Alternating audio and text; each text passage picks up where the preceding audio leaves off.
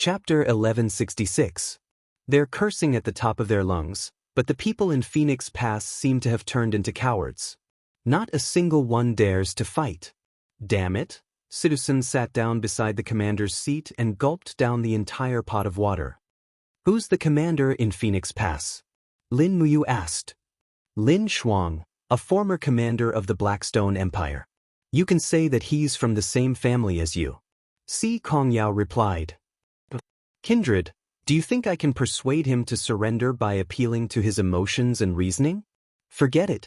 He's Hisong's cousin. His relationship with him is much stronger than yours. You should have said so earlier. Lin Muyu looked at the terrain of Phoenix Pass on the sand table and remained silent.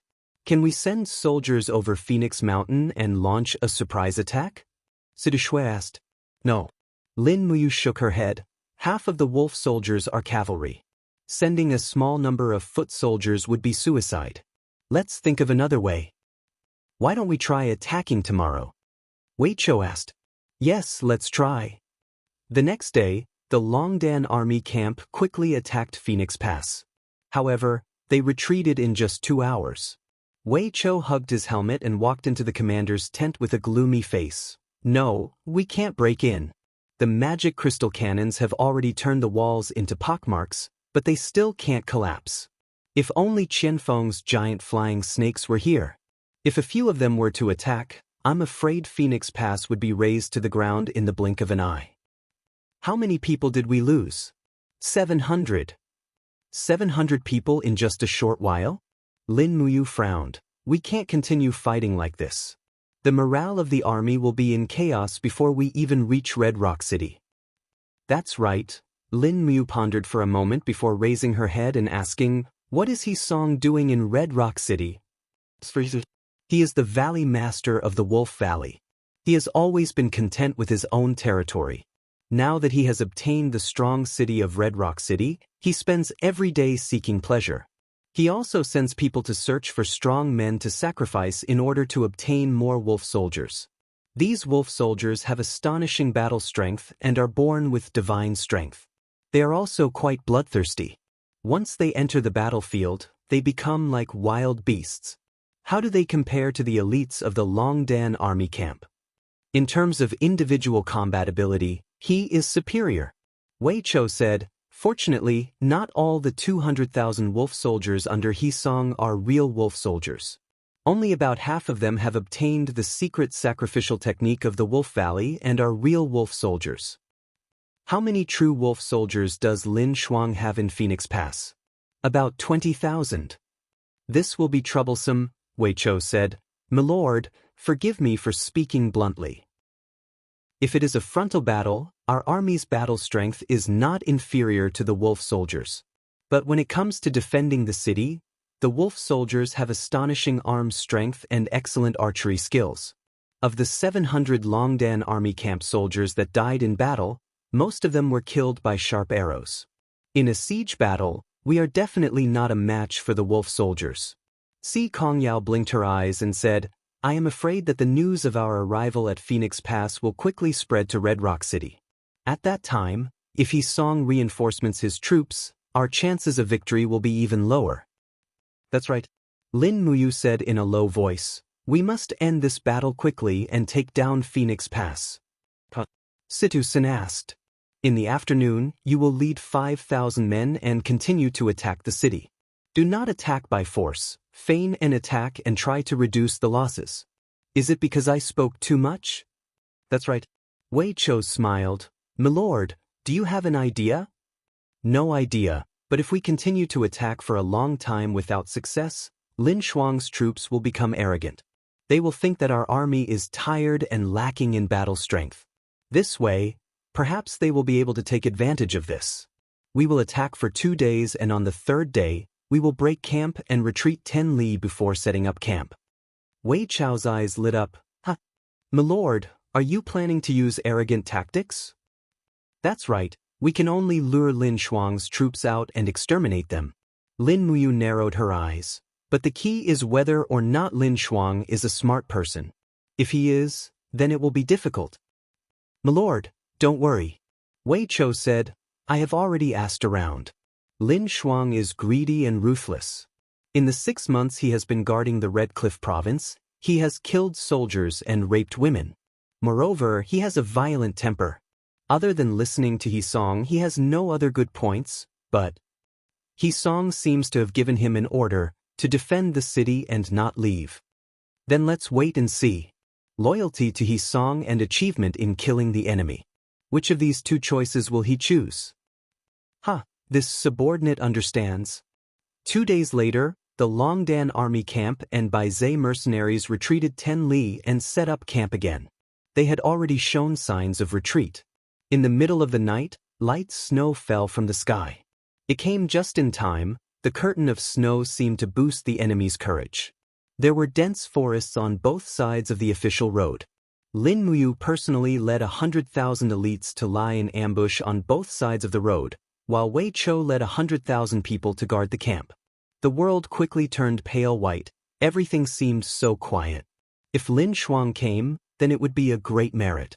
If not, then the 100,000 troops would freeze in the snow for a night. Lin Muyu's move could be said to be a huge gamble. Time passed bit by bit, and in the blink of an eye, it was already late at night. Everyone seemed a little anxious. Will they really not come? Lu Bai frowned. Don't talk nonsense, they will definitely come. Si Kongyao glared at him. Lin Muyu squatted in the grass on the snowy ground, looking into the distance. She held the Xianyuan sword in her hand and said, "If they don't come, then I can only forfeit my salary for half a year to comfort the soldiers." Si Kongyao smiled sweetly. What if they come? It's best if they come. We have to make sure that Lin Shuang doesn't return alive. After wiping them out, we will immediately attack Phoenix Pass and use the Dragon Riders and Xingtian army's advantage to break through the city. They waited until the sky was already beginning to brighten, and the snow had already covered their boots, but Lin Shuang still hadn't come. Sidu Sen's hand that was holding the sword was already numb from the cold. That brat Lin Shuang can't be that cowardly, right? If he doesn't even dare to come, then what kind of battle is he going to fight if he's so cowardly? Don't worry, we're almost there. Lin Muyu suddenly smiled. Big Bro sensed it? N5 li out. Sidu Sen was overjoyed. All troops be on guard. Don't take action yet. Wait until the cannons sound from the camp, and then we'll slaughter our way out. No one is allowed to make the first move. Everyone said in a low voice, yes. Sure enough, not long after, the sound of hooves could be heard. On the official road in the distance, densely packed cavalry galloped over. There seemed to be about 20,000 cavalrymen, and the rest were infantry. They were marching at an extremely fast speed, majestically. It seemed like Lin Shuang had really gone all out, preparing to deal a fatal blow to the Longdan army camp. Lin Muyu couldn't help but feel elated. She laughed in a low voice and said, "We didn't wait for nothing this night. We actually caught such a big fish. This is great." The faces of the generals were also filled with joy. The enemy's front quickly passed through, heading straight for the main camp. Not long after, the sound of cannons could be heard from the main camp, and then the sound of killing rose into the sky. They're moving out. Lin Muyu turned around and mounted her horse. In a low voice, she shouted, Si Kongyao will lead the troops to cover the rear. Situ Sen and Situ Shui will attack from the left and right. Completely surround them for me. Don't let a single one escape. 200,000 soldiers were more than enough to surround 70 to 80,000 soldiers. Lin Muyu personally led the cavalry of the Longdan army camp to attack. Their target was the infantry of the enemy. Instantly, they were like a tiger that had entered a flock of sheep. They slaughtered their way through as if there was no one there. However, the moment the ambush started, the morale of Lin Shuang's troops had already collapsed. They had no intention to fight at all and fled in all directions. Only the 20,000 wolf soldiers personally led by Lin Shuang were the real elites. They took out their arrows, aimed, and killed hundreds of Wei Chou's cavalry in the blink of an eye. However, Wei Chou was too fast, and they were about to engage in a close combat. In the crowd, Lin Shuang was wearing a dark red armor. The sword in his hand was gleaming coldly, and his body was surrounded by the sacred energy. He roared, "Fight!" The wolf soldiers will never surrender. A group of cavalrymen roared in unison. Their faces became very ferocious. Green veins popped up on their faces, and dense hair grew on their skin. Fangs even protruded from their mouths. It was as if they had turned into wild beasts. Indeed, they were like a pack of wolves. So this is the power of sacrifice? Wei Chou raised his hand and shot an arrow, directly piercing the throats of 3 wolf soldiers. He sneered and said, "That's all? Kill them all, don't leave a single one alive."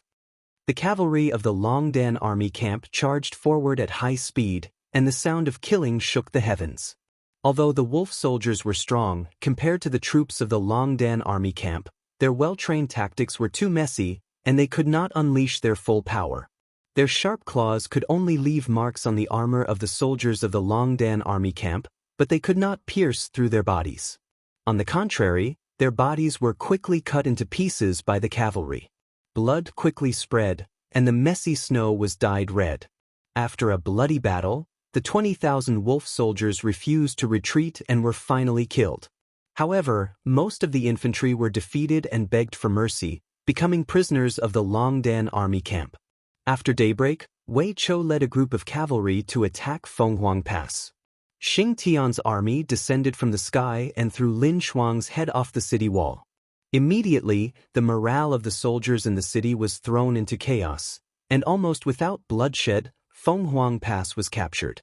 By noon, the flag of the kingdom of Shang had been replaced by the royal flag of the purple Yinghua flower. However, in the afternoon, the eastern side of Fenghuang Pass had been sealed off.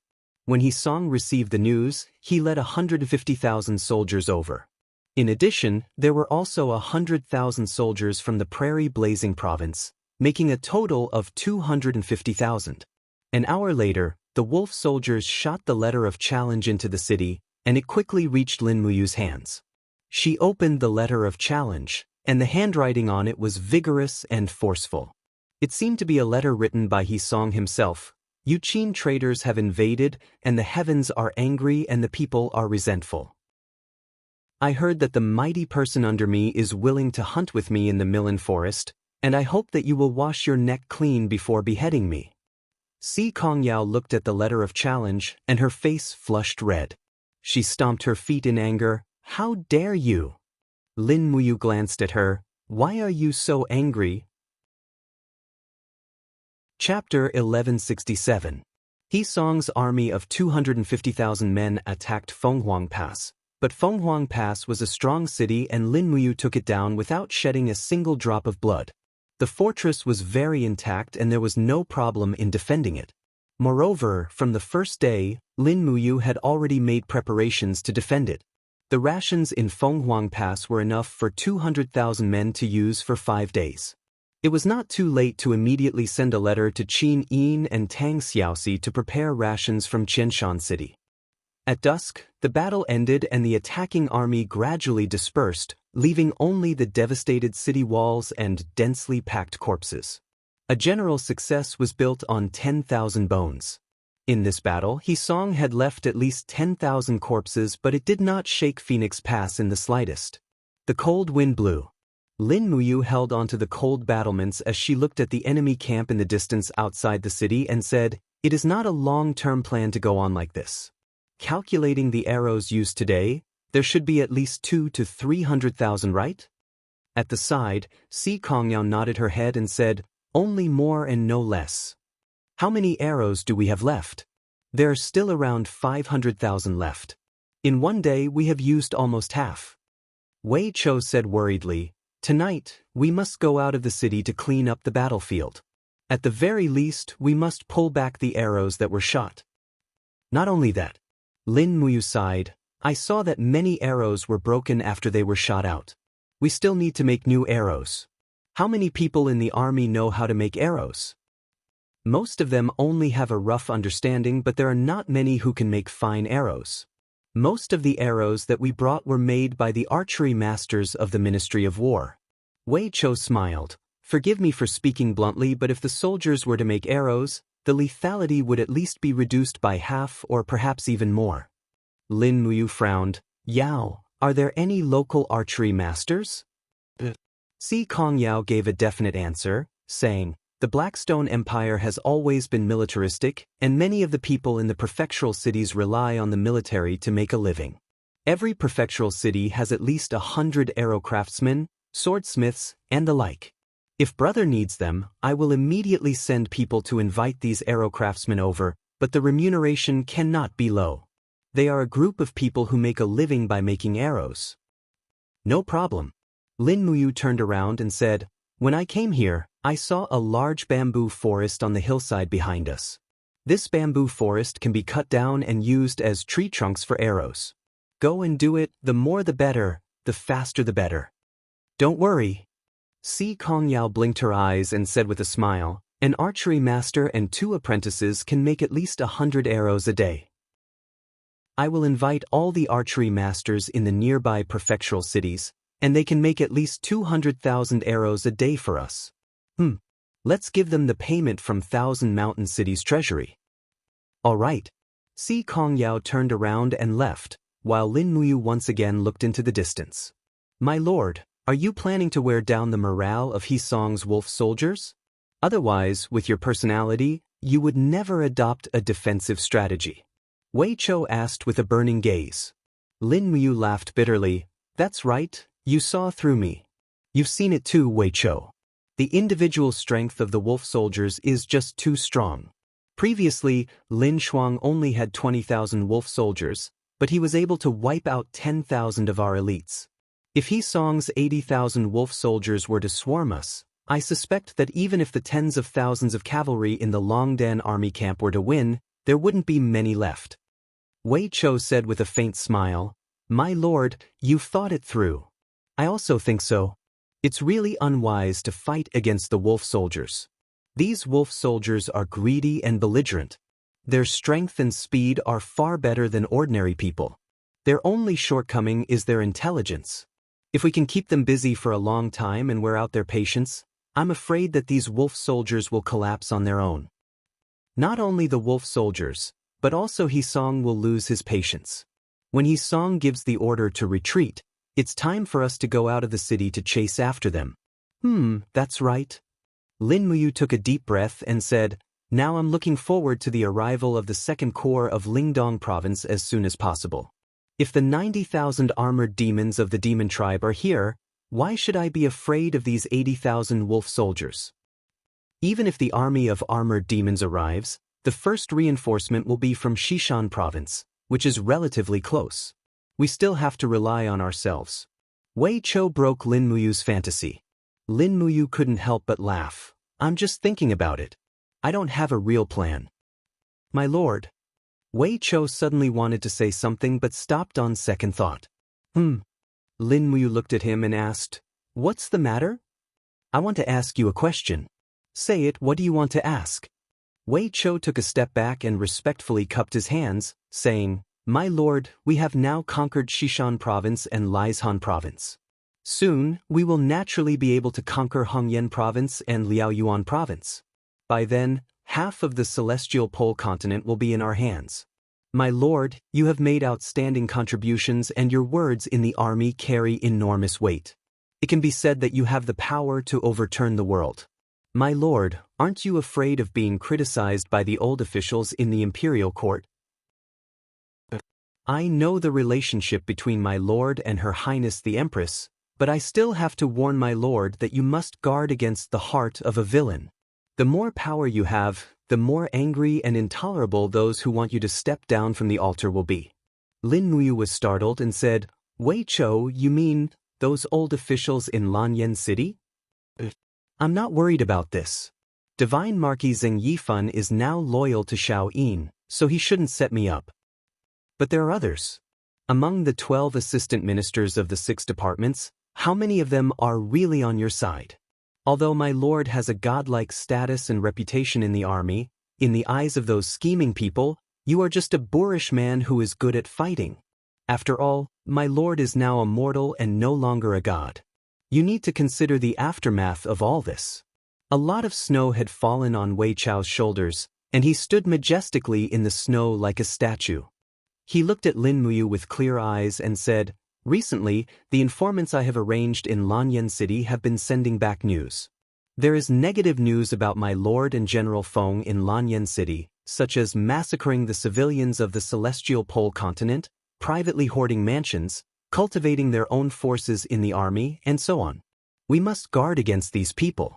If we seize the whole world, I also don't want it to fall into the hands of those despicable and shameless people. I also don't want a famous general like my lord to suffer injustice. That won't happen. Lin Muyu patted his shoulder and said, "Good brother, don't think so much. Think about it, Xiao Yin and Xiao Shi are both my wives, Suyu is Xiao Yin's little aunt, and Qin Lian is Yan's father. Almost all of Lanyan City belongs to us. No matter how those despicable people overturn the rivers and seas, they will never overturn the truth." Wei Chou nodded heavily and said, "I am the commander of the Longdan army camp, and the 20 generals who are in charge of tens of thousands of soldiers are all old generals who have followed my lord for many years. This time, I will never give up my military power. If anyone wants to hurt my lord, I will use the strongest army in the world to exterminate their whole family." Lin Muyu's eyes couldn't help but warm up. She turned around and sat on the cold battlement, holding her head. She felt so uncomfortable that tears almost fell down. "Your Excellency, what's wrong with you?" Wei Chou was stunned. Lin Muyu looked up at the flying snow in the sky and said, "Wei Chou, I hope the way of heaven still exists. Otherwise, if you and I are both mortals for the rest of our lives, I will order you to be killed when we return to Lanyan City." Wei Chou was silent, but he seemed to have guessed that Lin Muyu would say such a thing. He said softly, "Your Excellency, are you worried that I will eventually lead to a disaster because of my military power?" "Yes." Lin Muyu looked at him indifferently and said, "In the future, it will be the Congress that will be in charge of the world in Lanyan City. The Congress will never tolerate people like you. In order to avoid disaster, I can only kill you. So don't force me, Wei Chou. When that day comes, let go of your military power, let go of everything. You and I, as brothers, will leave this trouble."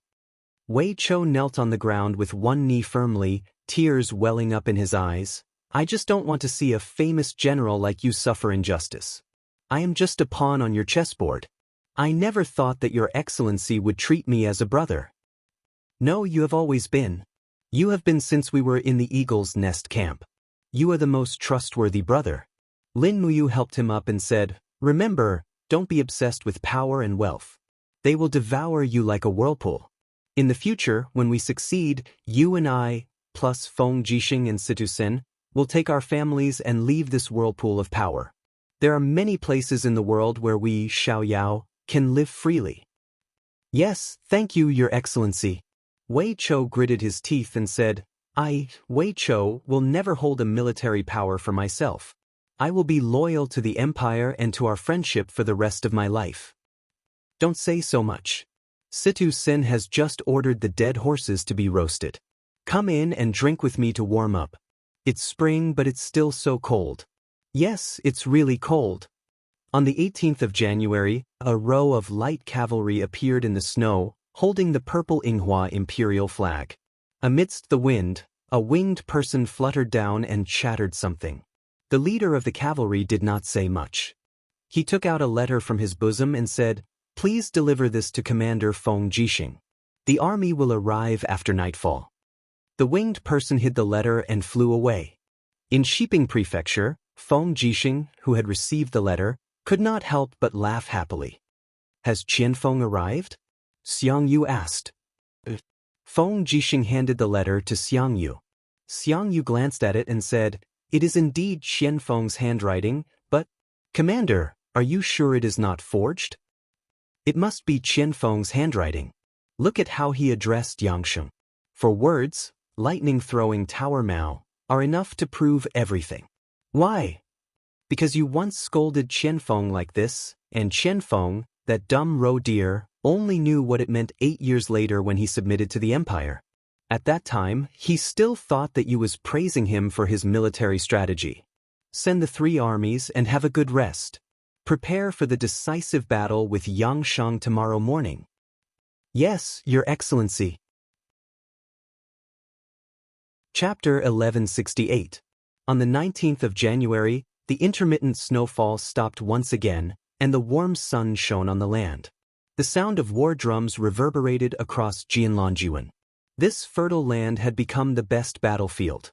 The Yangshang army had always been known for its cavalry's prowess, and Qianfeng was also very confident in the Qin army's positional warfare. They had already set up their formation before dawn.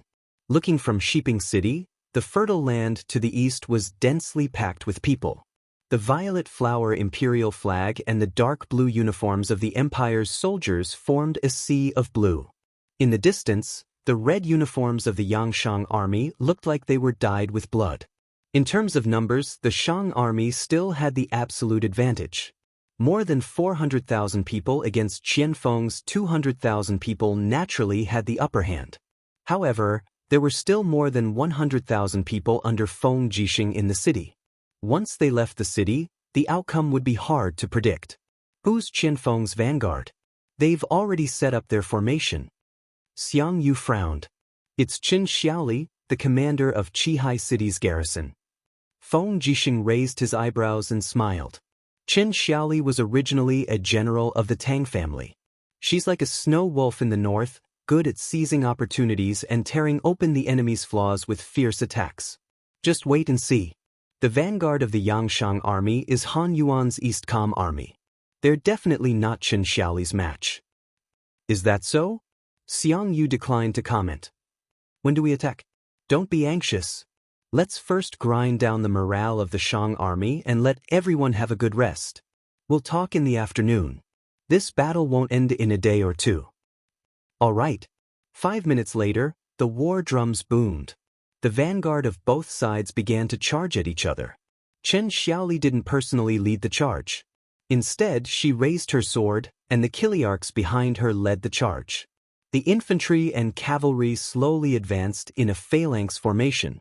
Upon closer inspection, one could see that the infantry was mostly made up of heavy shields, spears, and bows. There were about 20,000 of them in the center, while the cavalry was divided into two groups, waiting to move out. On the other hand, Han Yuan's battle strategy was much simpler. The cavalry charged brainlessly. One lost. Feng Jixing laughed. Guan Xing and Lin Sun laughed as well. Most of the commanders in the Shang army were people with high cultivation and reputation, and not those who truly knew how to use troops. This was the fatal flaw of the Shang army. Just as expected, when the 50,000 cavalrymen of the Shang army charged into the shield formation and crashed into each other, wantonly slaughtering Qin Xiaoli's infantry, the cavalrymen that Qin Xiaoli had stationed on the flanks began to pick up speed.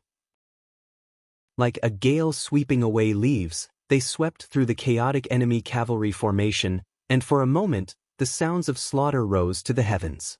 On one side, there was chaos and there was no direction, while on the other side, there was order and formation. Even if there was a great disparity in the strength of both sides, the result was still determined. Tactics were always the most important part of a war. Qin Xiaoli doesn't seem to have the desire to initiate a battle. Lin Sun said, his square formation hasn't moved too much forward. Instead, the infantry of the Shang army has unknowingly moved 3 li forward. This is the brilliance of Qin Xiaoli and Qianfeng. Feng Jixing laughed. The heavy infantry of the Shang army are just ordinary people, but their shields, armors, and weapons add up to 100 jin. If an ordinary person carries 100 jin of equipment and moves 3 li, their stamina will be more or less exhausted. But the cavalrymen are different. Look at the southeast corner. Qianfeng's 10,000 elite demon cavalrymen are ready to attack. Lin Sun took a closer look and immediately understood. Which one of the commanders on the battlefield wasn't a famous general? Not long after, the 80,000 heavy infantry of the Shang army arrived at the battlefield, but before they could complete their formation, the sounds of killing could be heard from afar. Qianfeng had already ordered the 10,000 elite demon cavalrymen and 5,000 armor demons to charge. Speed against slowness. In an instant, the 80,000 heavy infantry were smashed into pieces by the demon phalanx, which was far fewer in number than them. How could there be any defensive formation? They were completely reduced to being slaughtered. Commander Han Yuan, how do you use your troops? On the viewing platform of the kingdom of Shang, Yang Shang asked indifferently. Han Yuan's face was ashen. "Your Majesty, I..." At the side, Sun Shi said, "Your Majesty, the East Com army will definitely be defeated in less than 2 hours. What should we do now?" Yang Shang was somewhat anxious. Sun Shi smiled faintly. "Those so-called gods were originally the elites under Qianfeng. To defeat them, we can only rely on your Majesty's most elite army." "You mean the Divine Feather Battalion?" "Yes, your Majesty, please send out the Divine Feather Battalion. Only the Divine Feather Battalion can turn the situation around." "All right." Yang Shang took a deep breath. "Duo La go. Don't disappoint me." "Yes." Duo La mounted his horse, and after giving the order, the 40,000 Divine Feather Battalion cavalry charged out like a whirlwind. As for the Qin army, Qin Yan led the national army in a charge to protect the demon army from being destroyed by the Divine Feather Battalion. Time trickled by, and soon it was close to noon. The sounds of killing could be heard on Longyuan, and everyone could even faintly smell the stench of blood coming from the battlefield. On the city wall, the generals looked at the battle situation in the distance. Xiang Yu frowned and said, "The Divine Feather Battalion has already attacked. If we continue to wait, Qin Yan's national army will be completely annihilated." Feng Jixing nodded. "Tangjin has also launched an attack, and the Divine Feather Battalion is being held back. Pass down the order, leave 5,000 men to defend the city, and the rest will follow me to charge at the Shang army's center." Not long after, the majestic Imperial Army cavalry charged out of the city and went straight for the shaken Shang army. Furthermore, the Imperial Army was waiting for the exhausted, so one could imagine how elite they were.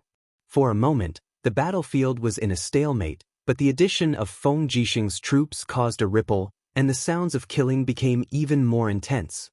Dugu Xian's 150,000 Thunder Spirit army faced Feng Jixing. Longyuan was in a complete mess, and hundreds of thousands of soldiers were engaged in a fierce battle. Corpses were everywhere, and blood flowed like a river. The snow and grass were covered with blood, and broken weapons and ownerless warhorses were everywhere. The artillery of both sides had been exhausted, and now they could only fight with their flesh and blood. Even the famous generals of the Qin Empire gradually lost control of their formation, and the battle turned from a positional battle into a chaotic battle. What was left was the judgment of fate, and no one knew who was the real winner. The fierce battle continued, and the people on the battlefield rushed back and forth. After a whole night, the fighting still didn't stop. Feng Jixing even passed down the order for the 3 armies to take turns to rest and fight in a chaotic battle. Many soldiers retreated 3 miles back and slept for 2 hours. After eating food and drinking water, they immediately grabbed their bloody weapons and rushed to the battlefield. Neither side was willing to retreat even half a step. Seeing the corpses everywhere on Longyuan, the formation of the armies became chaotic, and the 2 armies were fighting each other everywhere. In the blink of an eye, it was night again, and it was already the 2nd day of the fierce battle. The 2 sides stopped fighting for 6 hours. Before the sun rose, they started fighting again. Feng Jixing's battle robe was already dyed red with blood. He didn't know how many times he had escaped the pursuit of the 2 devil gods, Longxi and Filei, through the cover of the tomes of Arcane. The Imperial Guards suffered heavy casualties, and there were at least thousands of soldiers who died under the hands of the 2 devil gods. But this was war, and whoever lost first would lose the control of Xishan province. In the dark night, the torches were almost all extinguished. Feng Jixing's face was covered with blood. He slowly pulled out the red phoenix saber, and the saber light illuminated the people nearby. He saw that Qianfeng, Qin Yan, Tang Zhen, and the others were also in a difficult situation. Their armors were broken, and they were covered with blood. Moreover, each of them had suffered injuries of different degrees. In such a fierce battle, no one could be uninjured. "How many people do we have left?" Feng Jixing asked. "Less than half," Qianfeng said. "It doesn't matter, the Shang army's losses are even greater." Feng Jixing's eyes were filled with boundless killing intent. He raised his saber and shouted, "The enemy is 2 miles away, kill them, "Fight to the end." Everyone raised their weapons and shouted, "Fight to the end."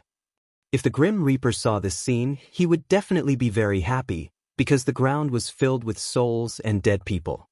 Seeing that Longyuan had become purgatory on earth, a battlefield of slaughter.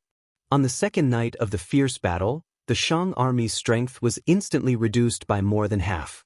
On the third day, the Shang army began to collapse. Facing the iron-blooded army commanded by Feng Jixing and Qianfeng, the Tianzhu Corps fled, and more than 100,000 soldiers became deserters. How could the remaining nearly 100,000 soldiers be a match for the Qin army? At noon, Yangshang ordered a retreat, and they retreated to Tianji City. After fighting for 3 days, they finally won. The Qin army rested where they were, and almost everyone had a feeling as if they had escaped from purgatory. Those who were able to survive this battle were all very lucky. On the first day of the defeat, Yangshang killed 27 senior generals while retreating. On the second day, Yangshang ordered 54 civil officials to be killed. On the third day, Yangshang arrived at Tianji City and killed 288 civil and military officials. The news of the defeat had spread in Tianji province, and also in the capital of the Kingdom of Shang. Almost everyone knew that the Emperor Shang's army had suffered a crushing defeat. Although the government posted an announcement saying that the opponents had been severely injured, everyone knew that Feng Jixing and Qianfeng of the Qin Empire were in Shiping Prefecture, and they were only slightly injured. On the contrary, the Shang army lost 3 commanders, 37 captaincy, and almost all the senior generals were killed in the battle. The rest were killed by Yangshang, who was furious, for the crime of incompetence. The worst rumor was that the kingdom of Shang was completely divided. From the east came the news that Qin Yu had reascended to the throne in Laohan City.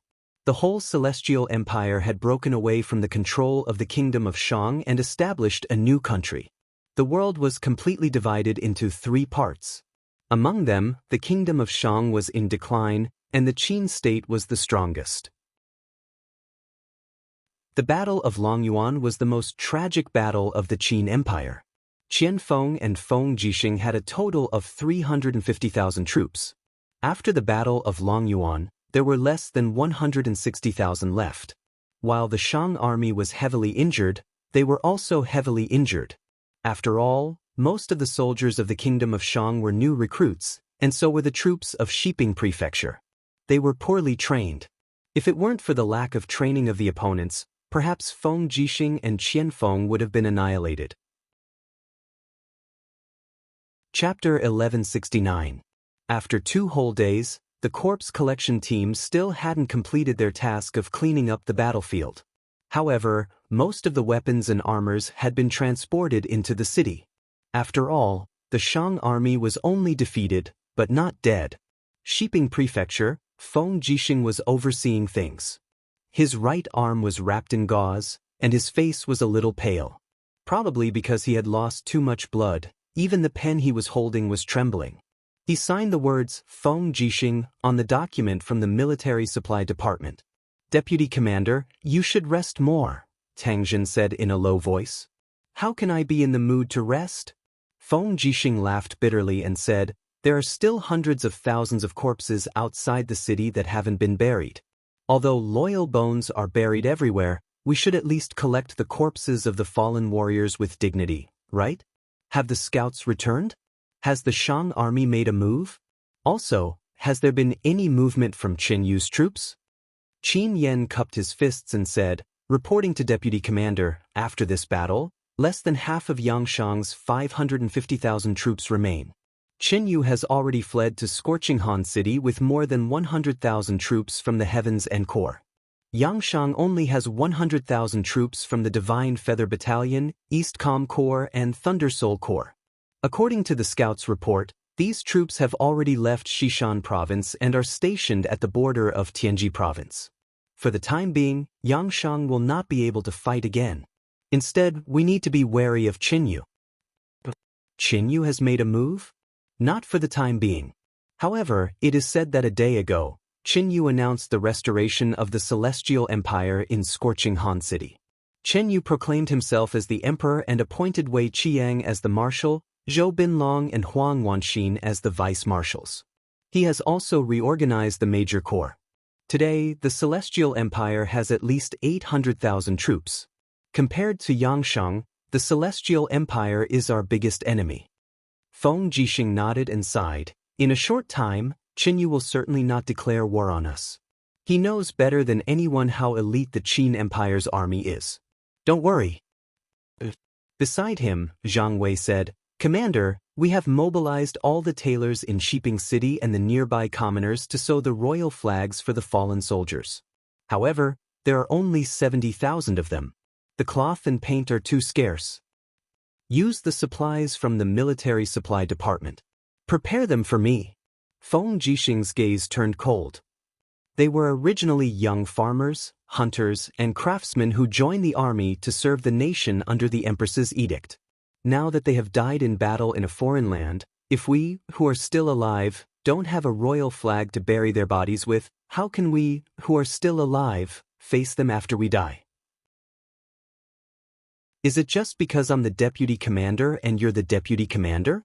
Zhang Wei cupped his fists and said, Yes, I will do my best to supervise.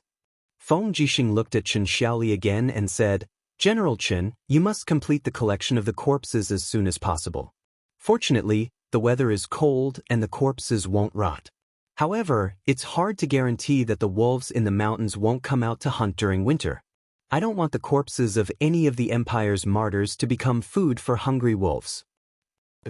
Chen Xiaoli bowed and said, I have already sent people to guard the corpses day and night and drive away the wild beasts. Deputy Commander, please don't worry. However, Deputy Commander, a total of 200,000 soldiers have died in this battle. Where do you plan to bury them? Bury them under the Green Mountains at the edge of Jianlong Plain. Bury their corpses together according to the state funeral etiquette. Yes, Marshal, please give me another 10,000 men and horses to speed up the construction of the tombs. Feng Jixing looked at the generals and said, Why isn't everyone saying anything? Qin Yong and Qian Feng were silent. After a while, Qian Feng said, This is the most tragic battle I've ever experienced in my life. Even now, my stomach is still twitching. When I close my eyes, it's as if I can see the desperate scene of the soldiers. Lin Sun sat there blankly with a blank gaze. He said, This battle has really scared me. I'm even tired of fighting. Deputy Commander, you won't look down on me, right? Why would I? Feng Jixing relaxed his brows and said, It's not only you guys. I'm the same. I'm also human. So many people died in battle. The people beside me fell one by one and were badly mutilated. Last night, I also rested for a while and kept having the same nightmare. They were all the wronged souls of those who died in battle, so I was so scared that I didn't dare to sleep anymore. Looking at the dispirited looks of the generals, Feng Jixing smiled and said, Cheer up. In this battle, the souls of 200,000 brave warriors established the supreme power of the Qin Empire in the Celestial Pole. They didn't die in vain. Her Highness Yin will also confer them the title of martyrs. Their names will all be engraved on the nation-guarding monument. Everyone nodded their heads in delight. Qin Yan said, I've just received Yu's letter. After Her Highness Yin and Princess She learned of the bloody battle in Jianlong Plain, they rushed over overnight. They will probably arrive in a day. Her Highness the Empress wants to personally hold a funeral for the soldiers who died in battle. Feng Jixing smiled slightly. Send Yu's letter to Lin General and tell him that the West Mountain Province has been defended. Let him concentrate on cleaning up the remnant enemies in the southeast. Yes. Qin Yan cupped his fists and then said, But Deputy Commander, Big Brother's side isn't some crippled enemy. That's the 300,000 elites He Song commands. Big Brother's days are definitely not going to be too easy. Don't worry. You will win. He is more powerful than any of us. Feng Jixing smiled playfully, much more powerful. Fenghuang Pass. Lin Muyu had led the Longdan army camp to guard this place for close to 7 days. He Song's wolf soldiers had attacked almost every day but were still unable to achieve any success. Below Fenghuang Pass, corpses were piled up. He Song almost threw down thousands of corpses every day. Today, they only lost 3,000 people in battle before retreating. In the meeting hall, Wei Chou sat down and said, "It seems that He Song has lost his patience. How many wolf soldiers have been lost? Have they been calculated?" Lin Muyu asked. "Approximately 10,000. In that case, He Song still has 70,000 wolf soldiers left." Lin Muyu muttered to herself before saying, "In these 1 or 2 days, He Song will definitely give the order to retreat. Pass down the order to let everyone have a good rest. Every meal is to be full and be prepared to attack at any time." Situ-san narrowed his eyes and smiled. How does Lin General intend to fight this battle? Currently, He Song still has close to 200,000 elite soldiers in his hands. They are exhausted and their morale is declining. They can no longer be considered elite. Lin Muyu looked at the sand table and said, "Both the inside and outside of Mi Lin are plains. The trees in Mi Lin are also very sparse. It is very suitable for field operations. Our Longdan army camp and Baizé mercenaries have a total of nearly 100,000 elite cavalry. This time, it is up to these cavalry to render meritorious service." Si Kongyao was startled. How does brother plan to fight? As long as He Song retreats, immediately send out cavalry to chase after him. Wave the flag and shout that the wolf soldiers have been defeated, disrupting their morale. All 100,000 cavalry will go out of the city and chase after them. Bring along magic crystal crossbows. Wherever He Song's wolf soldiers escape to, we will chase after them until they are completely annihilated. Lin Muyu's eyes were cold. If we don't destroy He Song's wolf soldiers, they will become a big problem for us sooner or later. Brother is right. The wolf soldiers are cruel and have the possibility of ascending to the demon god. So, it is best to annihilate them as soon as possible. However, if it is just cavalry, I am afraid that we cannot destroy all of He Song's troops. So, Yao, you and I, together with the 2 generals, Wei Chou and Sun Shui, will lead the cavalry to pursue and kill them. As for Liu Bai, you will lead the remaining 200,000 infantry soldiers to attack and kill He Song's remaining troops as quickly as possible. Kill them or capture them. After you have achieved meritorious service, I will ask Xiao Yin for your contribution and give you a 2nd-rank military rank. Liu Bai immediately knelt down. "Thank you, sir. I will not let you down." "Go and make the arrangements." "Yes." Late at night, the cold wind was blowing, but the camp of He Song's wolf soldiers was noisy. The transportation of supplies and the neighing of war horses mixed together. They had finally decided to retreat. The rations they had brought from Red Rock City were almost exhausted. If they did not retreat now, the wolf soldiers would eat them alive. More importantly, the wolf soldiers' patience had run out. Phoenix Pass had been attacked for a long time, and the wolf soldiers had no other choice but to retreat. The cold wind carried snowflakes on his armor. He Song was dressed in a red battle robe and riding a fine horse. His eyes were cold as he walked in the middle of the army. He frowned and said in a low voice, "Lower your voice, don't alarm the enemy in Phoenix Pass. If you attract Lin Muyu's attention, no one will have a good ending." "Yes, Commander." A group of guard camp soldiers followed closely behind. A black-cloaked strategist rode over and said in a low voice, "Commander, we still need to be careful.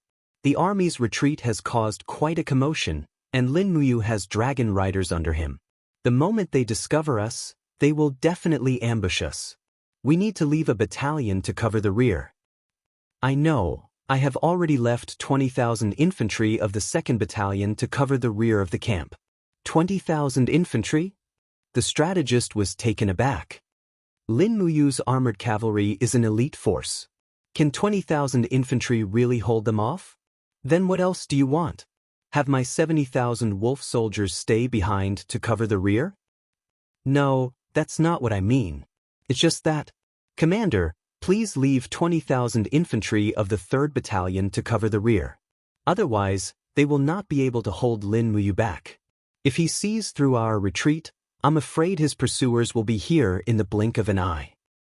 We'll do as you say. Thank you, Commander. Above the forest, 2 huge figures flew past. It was the dragon riders under the command of the Longdan army camp. Those bastards have finally retreated. Lin Muyu was a little agitated. He quickly slapped the table and said, "Attack immediately." Si Kongyao, Sidusun, Wei Chou, Fengxi and the others all cupped their fists, then grabbed their weapons and followed Lin Muyu out of the meeting hall. The cavalry had already gathered in Guanxi and Guanyi. 100,000 cavalry were ready and waiting for the order. The war drums thundered, and the 8 gates of Phoenix Pass opened at the same time. Nearly 10 cavalrymen filed out of the pass side by side. The speed at which they set out was quite fast, and in the blink of an eye, they had gathered outside the pass in a dense black mass. Lin Muyu personally supervised the battle. She carried the Xinyuan sword and rode on the treading-in snow warhorse. She extended her spiritual pulse technique and discovered the 40,000 infantrymen at the back of the enemy's camp. She smiled and said, "Pass down my order. All the steel cavalry will circle around the enemy's camp from the north and attack Hisong's wolf soldiers from the north of Milin." Chapter 1170. Hisong would never have thought that Lin Muyu could bypass the army at the rear with the mobility of the iron cavalry and go straight to the main force of the wolf soldiers. In the dark night, it was pitch black everywhere in the forest. Only the faint roar of the dragon came from the air, which made people shudder.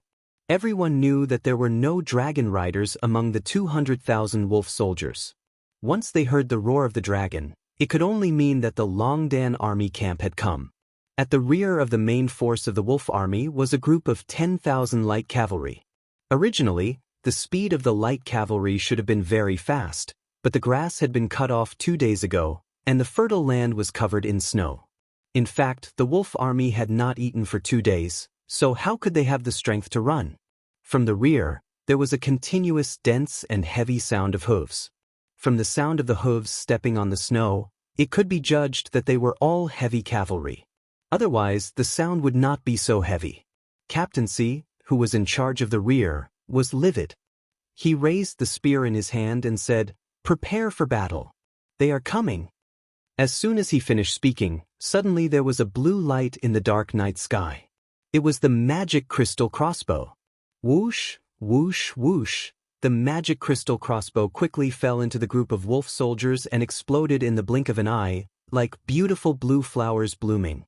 The amazing destructive power engulfed the bodies of the wolf soldiers and the horses, illuminated the sky, and set the surrounding trees on fire, providing excellent illumination for the army of the Qin Empire. The enemy was in the light while they were in the dark. This was the best fighting environment. Clang. The golden light was very dazzling in the night sky. It was Lin Muyu's Xinyuan sword. Without saying a word, he spurred his horse and charged straight over. Sidusun, Si Kongyao, and the others also spurred their horses and galloped over. Groups of iron cavalries quickly killed the light cavalries of the wolf soldiers. In close combat, the light cavalries were no match for them at all. They could only be killed. The army swept over like a whirlwind, killing 10,000 light cavalries. Moreover, Lin Muyu did not need a second cavalry attack at all. He pointed his sword forward and led the Longdan army camp to continue to chase and kill. As for the remaining enemies in the rear, he left it to Liu Bai to deal with. Lin Muyu's strategy was to bite the tail of the wolf soldiers so that they wouldn't dare to turn back and couldn't turn back. This was Lin Muyu's strategy, and it was as if his lifeline had been grabbed. He was already terrified, and his thoughts were all seen through by his opponent. Hisong knew that he would definitely die if he turned back and fought, but if he kept running forward, he might have a way out. It was also because of this that Lin Muyu led 100,000 iron cavalries to gallop forward at a very small cost, as if he was a whale devouring the entire Red Rock province. At daybreak, the mountains and plains for hundreds of miles were covered with the corpses of the wolf soldiers, but the chase did not stop. Hisong, who was exhausted from running for his life, was completely terrified. He knew that Lin Muyu would definitely not let him go.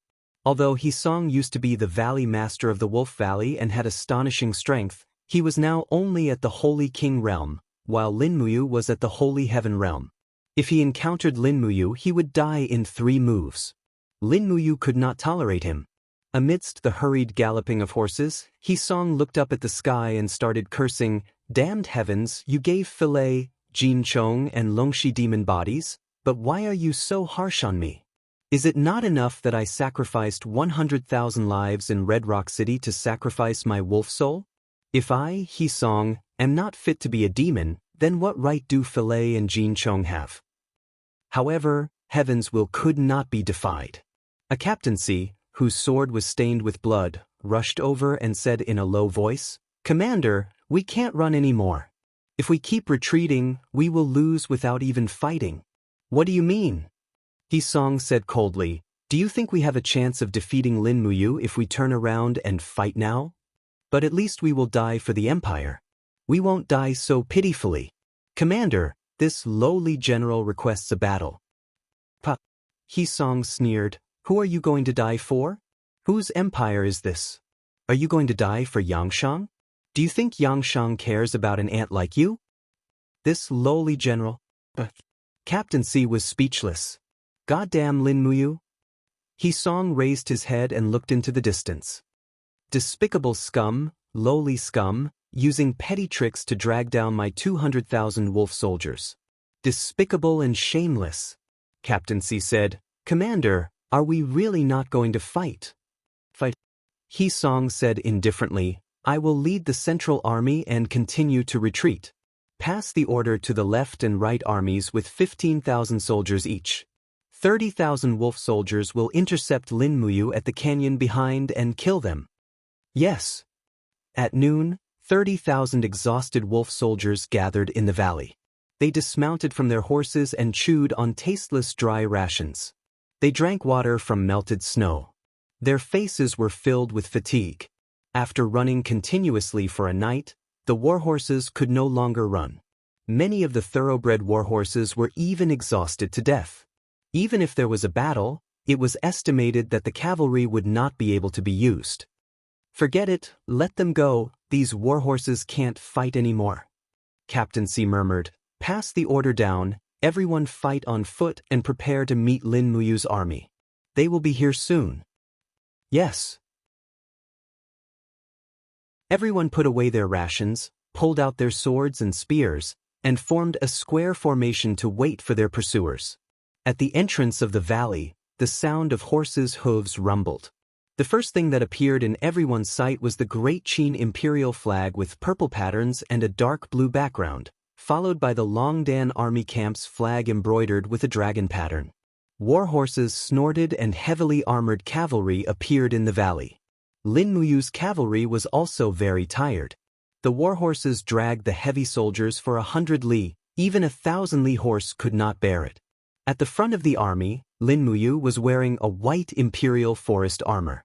She dismounted and led the treading snow warhorse into the valley step by step. The soldiers behind her also dismounted. Wei Chou asked, "Sir, are we going to fight with them as infantry?" "No, pass the order for the entire army to dismount and let the warhorses rest for the time it takes for a joss stick to burn. Then we will mount and charge. We must finish off the tens of thousands of enemies in the valley within 2 hours." Yes. Lin Muyu had never been a pragmatic person. He only knew that the cavalry had a natural advantage over the infantry.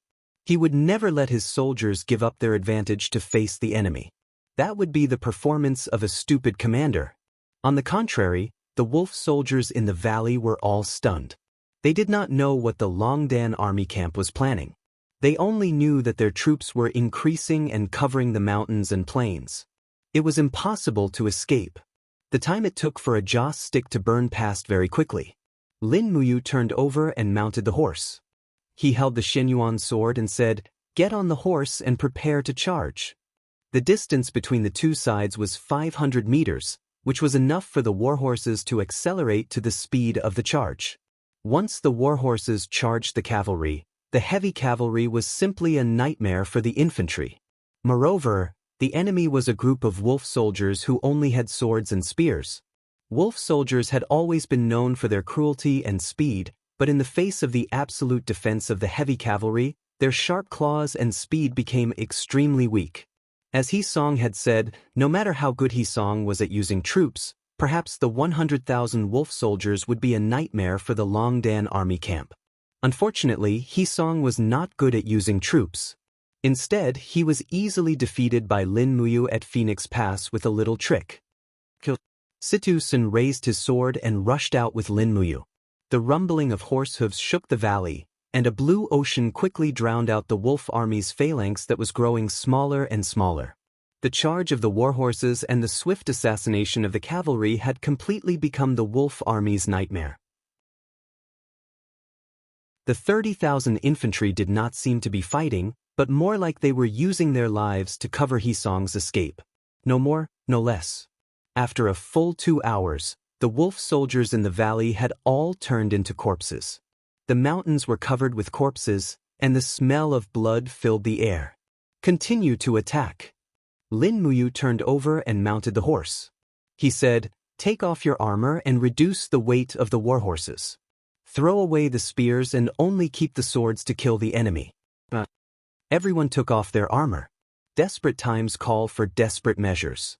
In order to chase after Hisong, this great enemy, Lin Muyu was also unscrupulous. The next evening, after killing countless wolf soldiers along the way, they were already less than 100 miles away from Red Rock City. They could even faintly see Hisong's commander's flag. "Stop and rest for 10 minutes. After that, we will kill Hisong in one go." Lin Muyu dismounted and found that the treading snow warhorse was already foaming at the mouth. The energy of a mount had been exhausted to the limit. If even treading snow was in such a state, there was no need to mention the other warhorses. More than half of the warhorses in the Longdan army camp were already lying on the ground from exhaustion. Thus, less than 10,000 people had followed Lin Muyu all the way here, and all of them were riding on high-quality warhorses. While the warhorses were resting, the group ate some dried meat and continued the chase. Along the way, there were wolf soldiers who could not run, and they were all killed. When they arrived at Red Rock City, they found that Hisong had already led a small group of people into the city. "Damn it, what a pity!" Fengshi sighed. "Red Rock City's defenses must be weak. Set up camp outside and try to break into the city tomorrow." Lin Muyu said. "Yes." "Wait a minute." Si Kongyao suddenly squinted her eyes and looked at the city. "Brother Yu, what do you think that is? There seems to be someone waving a torch on the city wall." "I'll go take a look." Lin Muyu rode straight to the city wall and saw a man wearing the armor of a general of the Shang army laughing. This general, Song Liangqing, has been waiting for Lin General for a long time. "I believe that Lin General is here for this treasure. This general will give it to you." Shua. A black object was thrown down from the city wall and rolled on the snowy ground. With the help of the Xinyuan sword's light, Lin Muyu was shocked. It was Hisong's head. "You killed Hisong?" he asked in shock. Song Liangqing smiled. "Hisong is a defeated general. Almost all the wolf soldiers were killed. When he is brought to Emperor Shang, he will be sentenced to death. On the other hand, Lin General, you have traveled a long way to Red Rock City. This general has prepared a gift for Lin General." "Gift?" "Yes." Song Liangqing laughed. "Beat the drums." On the city wall, the drums were beating loudly. Countless archers appeared by the city wall and fired a volley of arrows at Lin Muyu. At the same time, torches appeared in the forest far away. In the blink of an eye, they connected to each other. Oh no, Lin Muyu felt a sharp pain in his heart. The hunter had become someone else's prey. "Yao, pass the order to retreat. The faster the better." He hurriedly turned around and ordered. Si Kongyao's face was filled with panic. At this time, the Longdan army camp was already exhausted. How could they be a match for Song Liangqing's elite troops? However, what Si Kongyao could not understand was why Song Liangqing would appear in Red Rock City when he was guarding the border between Red Rock Province and the Celestial Empire. There was only one answer. Qinyu was 2,000 miles away from the Longdan army camp. How powerful was this person? Chapter 1171. On the city wall, Song Liangqing laughed out loud. "Lin General, there's no need to run. You can't run away. I, Song Liangqing, have been ordered by Emperor Shang to lead 100,000 troops and have been waiting here for a long time just to welcome you." Drums were beating loudly all around them. There were sporadic swaying torches in the fertile fields in the distance. Song Liangqing was not lying. There were definitely 100,000 troops. Although most of them were infantrymen, the people in the Longdan army camp had not slept for 3 consecutive days. They had long reached their physical limits, and their warhorses could not move anymore. The appearance of the 100,000 enemy troops was like a nightmare. With a neigh, the treading-in snow warhorse lost its front hooves and fell heavily in the dark snow. Si Kongyao hurried forward. "Brother Yu, are you okay?" "I'm fine." Lin Muyu stood up from the muddy snow in a sorry state. She said, "Yao, quick, order the 3 armies to retreat and meet up with Liu Bai's troops."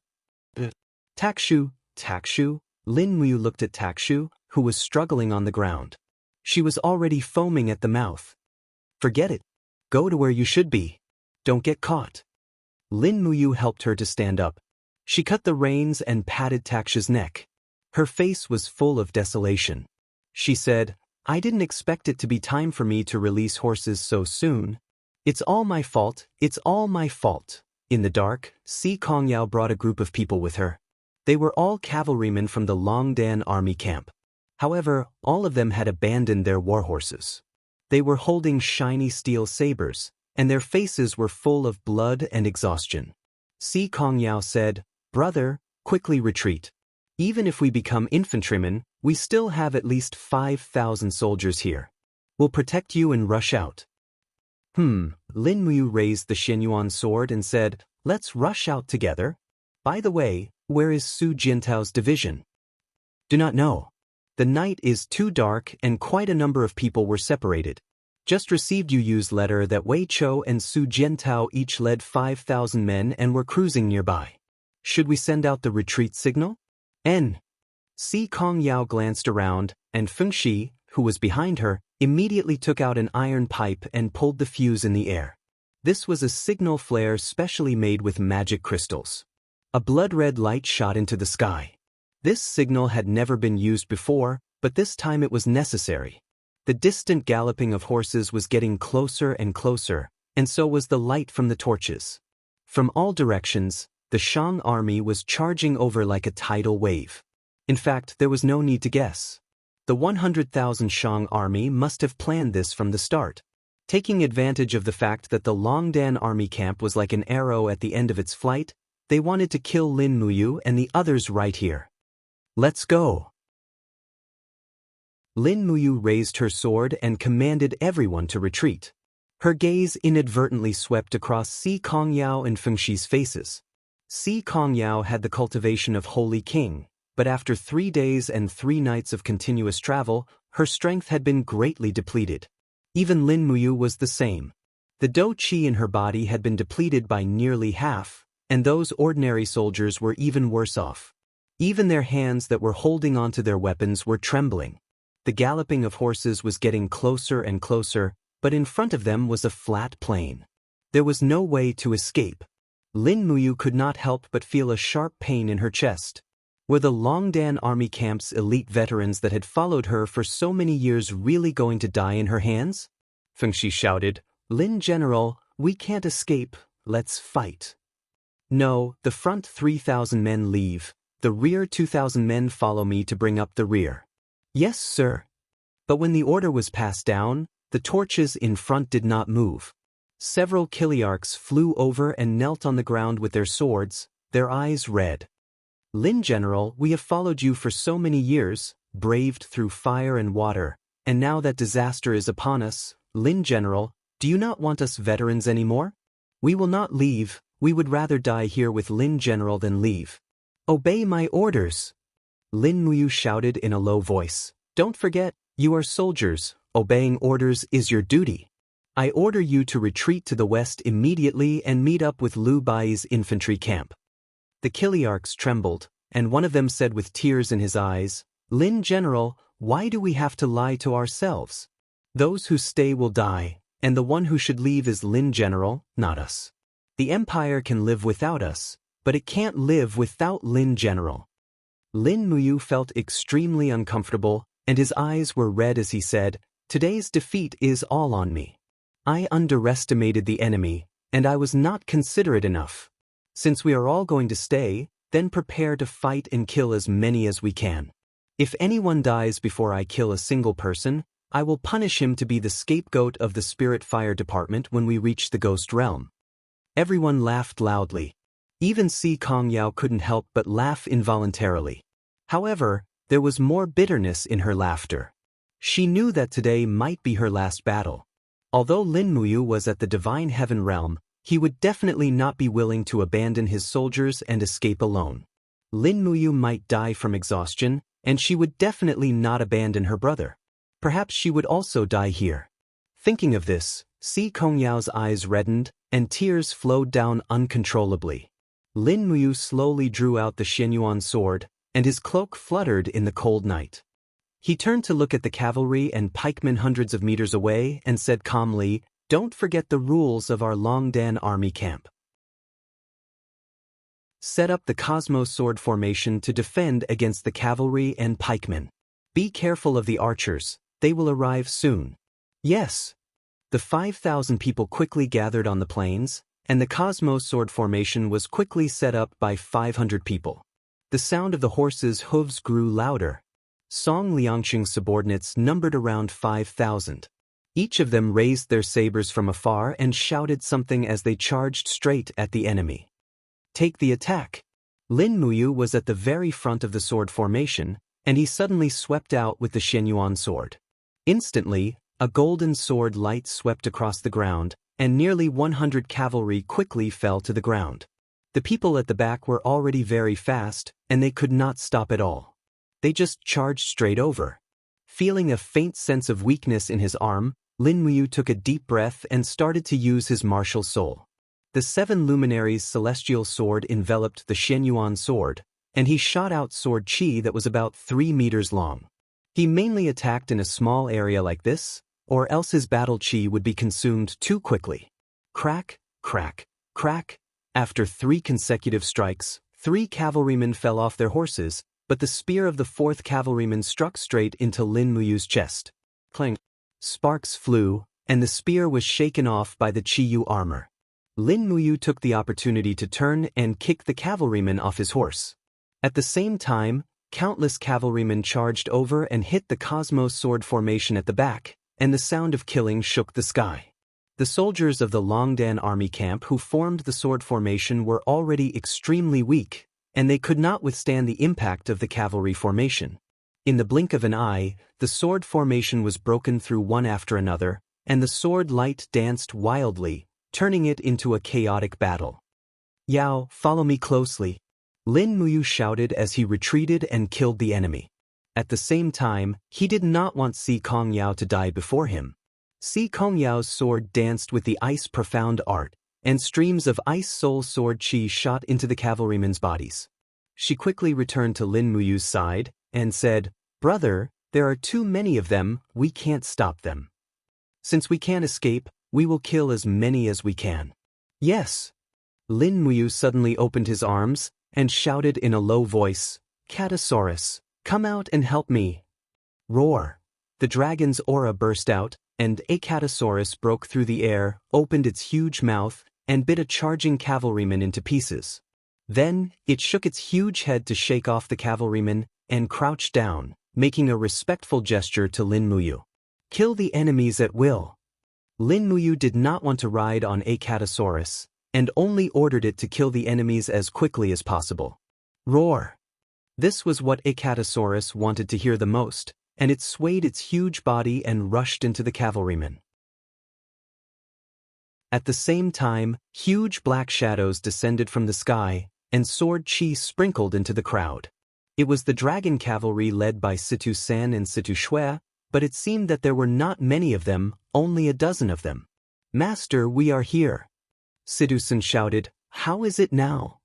Just in time. Lin Muyu shouted, "Help us kill the enemies." Also, what about Su Jintao's troops? Wei Chao's 5,000 men are being held up by the enemy's 20,000 foot soldiers. This subordinate just came from Su Jintao's troops, and there are only a few Shang army swordsmen around him, and there are about 8,000 of them. He asked me to come and help master. Lin Muyu frowned. General Sun, you stay with 3 dragon cavalry. General Shui, you lead the rest of the dragon cavalry to Wei Chao's troops, and help Wei Chou fend off the enemy. When will the troops behind us arrive? Their warhorses are already tired, and they will only arrive after dawn. Lin Muyu felt as if her heart was struck by a heavy blow, and she felt like vomiting blood. She swung her sword and said, "Retreat while fighting, and slowly retreat out of Red Rock City."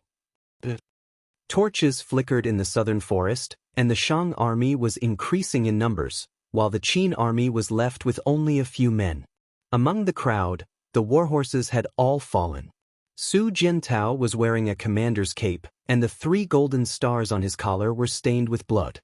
His sword was chipped, and he looked at the troops coming from all directions and muttered, "Why are there more and more of them?" At the side, Captain Si Zhanghan said, "Marquis, this is the south of Red Rock City. Since the Shang army has 100,000 soldiers lying in ambush here, the ambush in the south must be to cover their retreat. There should be at least 30,000 to 50,000 of them, and they are attacking towards the north to surround Lin General's troops." "Lin General?" Su Jiantao shuddered and said, "Send my order, raise the commander's flag, and lure them here. We will stay here and block the ambush for Lin General." "But the Marquis..." Zhang Han gritted his teeth and said, "If that's the case, we won't be able to escape." "Who can escape tonight?" Su Jiantao faintly smiled.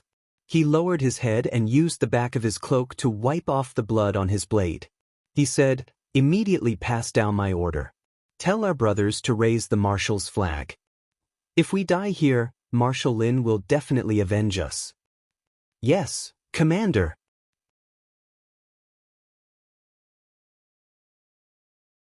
Chapter 1172. The swordsmen were at the front, and the archers were at the back. When Su Jiantao led the 5,000 Longdan army camp and killed nearly 2,000 enemy soldiers, he found that only a few of his own soldiers were left. The mountains were covered with the bodies of the Longdan army camp soldiers. Most of them died of exhaustion. If they were not exhausted, how could they have been defeated by this motley crew? "Retreat! Continue to retreat!" Su Jiantao carried the bloody sword and continued to retreat. Looking behind him, in the darkness of the night, a lonely cliff appeared in the forest behind him.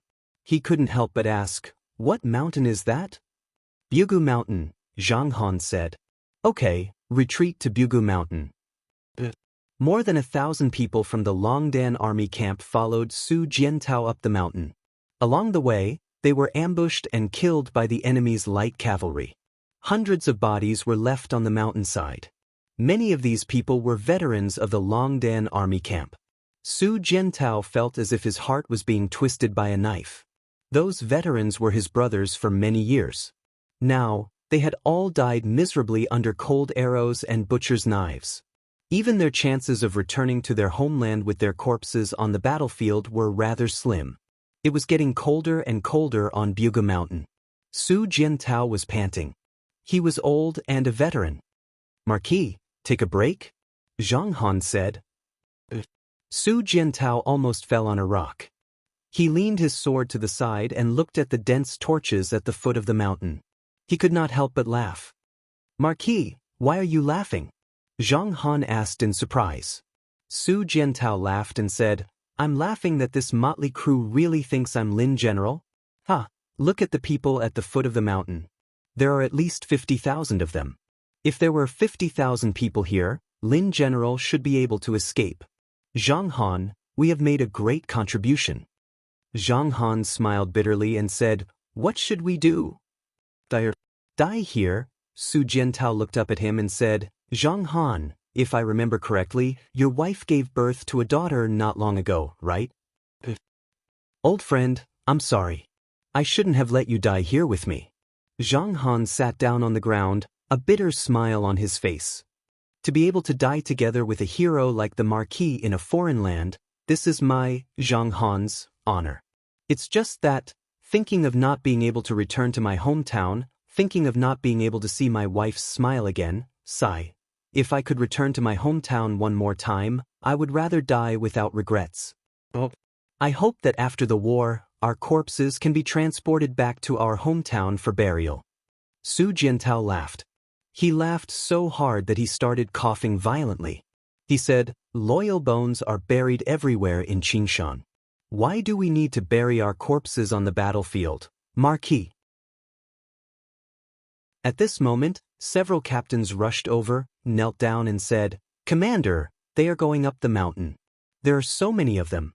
I'm afraid we can't resist a second attack." "It doesn't matter. We have stalled them here for 4 hours. It's enough." Su Jiantao stood up and pulled out the blade from the ground with one hand. His eyes were bloodshot and filled with tears. He looked up at the sky and laughed. "Bugu Mountain, I never thought that Bugu Mountain would be my, Su Jiantao's, burial ground. Heaven's will, I'm not alone. I, Su Jiantao, have followed Lin General and fought for more than 10 years, all for the sake of ruling the world. Brothers, charge with me. Our blood will not be shed in vain." Everyone pulled out their weapons and followed Su Jiantao down the slope. At the foot of the mountain, a dense group of swordsmen went up the mountain cautiously. Among the crowd, a deputy commander, wearing 3 gold stars, rode on a warhorse, holding a sharp sword in his hand. He sneered and said, "Behead all the wounded soldiers of the Qin army on the mountain road." The infantrymen rushed over. Regardless of whether they were alive or dead, they chopped off the heads of the soldiers of the Longdan army camp who could not move. Their blood sprayed on the snow. Deputy Commander Sun Huan. A Chiliarch said in a low voice, "I've got the news. Lin Muyu's troops are not here. The man here is Su Jiantao." "Su Jiantao?" Sun Huan's eyes turned cold. "The Su Jiantao who shocked the West Sea?" "Yes." "It's good that it's Su Jiantao. Killing him will be a great merit. Charge and kill. Don't leave a single one alive. After we catch Su Jiantao, I will tear him into pieces." Everyone was slightly shocked. Then they quickly searched up the mountain. Not long after, flames rose in front of them. It was Su Jiantao who led the hundreds of people of the Longdan army camp and rushed down. They quickly fought with the infantrymen in front of them. Sun Huan's eyes were cold. Looking at the swordsman dying on the ground, he couldn't help but frown and said, "It's said that the Longdan army camp is the strongest army in the world. Now it seems that it is true.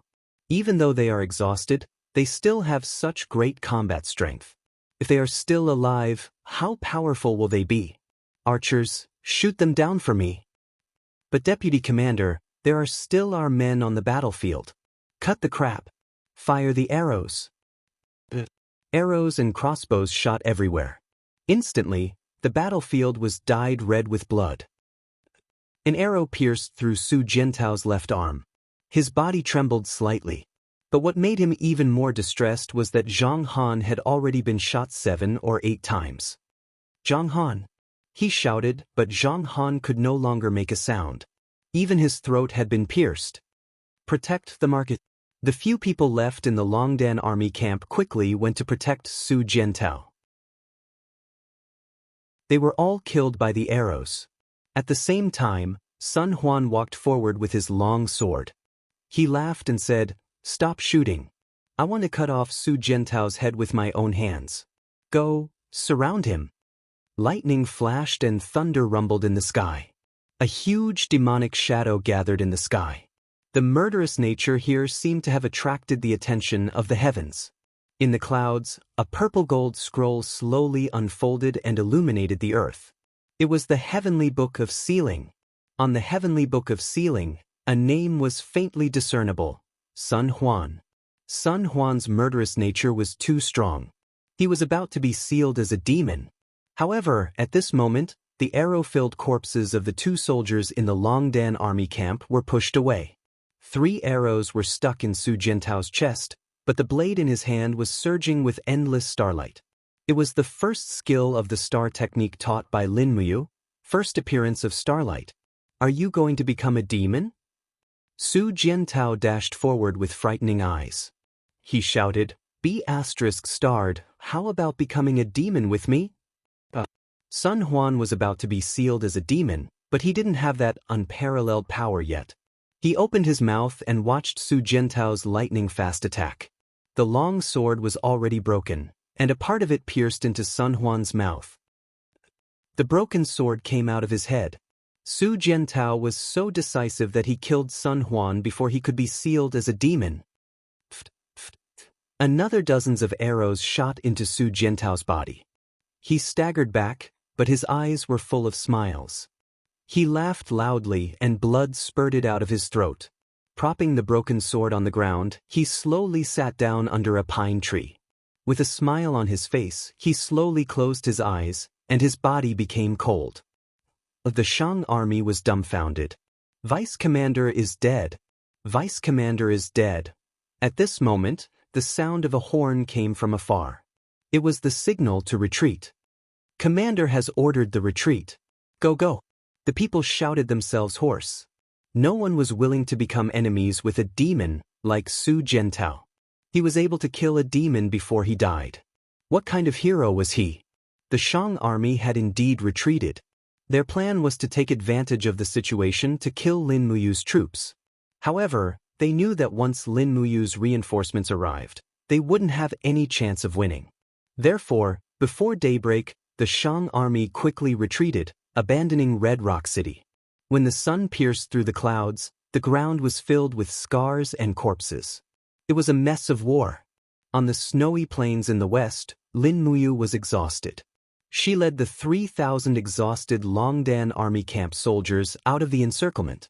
Not far away, the figures of Wei Chao's troops appeared. Wei Chou, Lin Muyu felt a sharp pain in his arm. Si Kong Yao hurriedly supported him. She frowned and said, "Brother, don't move. Your arm was hit by 3 arrows. You can't move like this anymore." Dozens of meters away, Wei Chou fell off his horse. Tears flowed from his eyes. Lord, I just received news that Su Jiantao died in battle on Mount Bugu."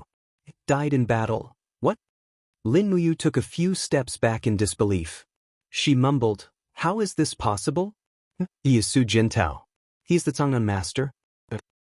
Wei Chou knelt on the ground and sat on the ground like a child. He cried loudly, "It's true. The news just came from Mount Bugu." Mount Bugu. Lin Muyu leaned on the Xian Yuan sword and looked in the direction of Mount Bugu in the distance. She walked over step by step and murmured, "Impossible, impossible. I want to see it with my own eyes. You are all lying to me. My Chang'an master Su Jiantao is invincible. How could he die? It can't be, it can't be." Mount Bugu had been surrounded by the Longdan army camp. Half of the snow on the mountain was dyed red with blood. Along the way, there were corpses of Su Jiantao's soldiers everywhere. Lin Muyu, Wei Chou, Si Kong Yao, Feng Shi, and others walked up the bloody mountain step by step. They saw many soldiers of the Longdan army camp who had been beheaded. The pine tree swayed slowly in the wind. Su Jiantao's body was cold, and the blood on the arrow wound had frozen. He looked very peaceful, and even the corners of his mouth were slightly raised. The broken sword in his hand was propped on the ground, deeply pierced into the soil.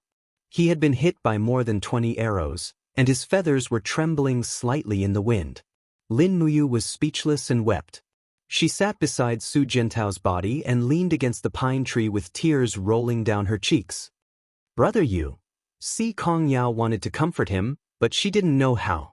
The wound on Lin Muyu's arm was bleeding and the white gauze was stained with blood. Her tears fell on the blood-stained white cloak. She said bitterly, "Brother, I really shouldn't have brought you from the holy temple to the Longdan army camp. From then on, you all thought that I, Lin Muyu, was a clever strategist and that I, Lin Muyu, would never lose a battle. Now I'm like a stray dog. I can't even save your life, and now I'm plotted against like a piece of trash. Your Excellency." Wei Chao's eyes turned red. Please don't be like this." Lin Muyu gritted her teeth so hard that her lips started to bleed. However, she couldn't feel the pain anymore. She said in a sobbing tone, "Son and master, I feel sorry for you all my life. You've been risking your life for so many years. It's you who defeated the armored demons with the shield cavalry. You got the title of Chang'an Master, but it was taken away by the Congress. I didn't even say a word. I, Lin Muyu, feel sorry for you all my life. I'm too self-righteous, too smart. Your Excellency, please don't say any more. Wei Chou knelt on the snow. Behind him, Feng Jixing, Sidu Sin, and Sidu Shui all knelt down. In the blink of an eye, all the people on the mountainside had knelt down. Lin Muyu looked at the quivering arrow feather on Su Jiantao's chest and her eyes turned red. She continued, I originally planned to wait until the war is over to think of a way to get you the method of immortality. I originally planned to use my life to ensure that all the generals of the Brave Dragon Battalion would die a good death after the unification, but God didn't give me time. I was powerless. With tears streaming down her face, Si Kongyao said, Brother Yu, we all understand. Please don't say any more. As if she didn't hear Si Kongyao's words, Lin Muyu roared at the sky. Chen Yu, Song Liangqing, I swear I'll kill you. If I don't crush you into ashes, I, Lin Muyu, swear I'm not a human. Puff, he suddenly opened his mouth and vomited blood. His breath became extremely chaotic and weak. He slowly stood up with the Xian Yuan sword in his hand, but the sword light also became dim. After taking 2 steps, he suddenly fell on the snow.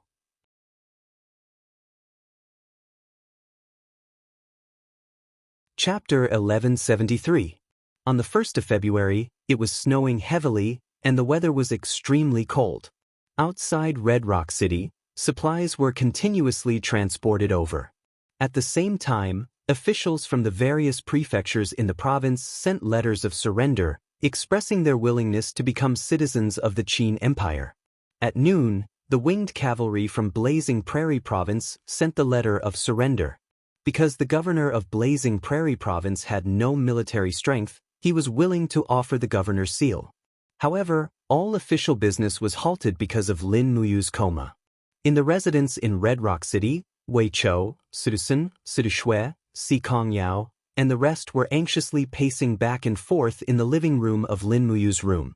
Si Kongyao held a cup of green tea in her hand and said, Wei Chou, stop pacing back and forth.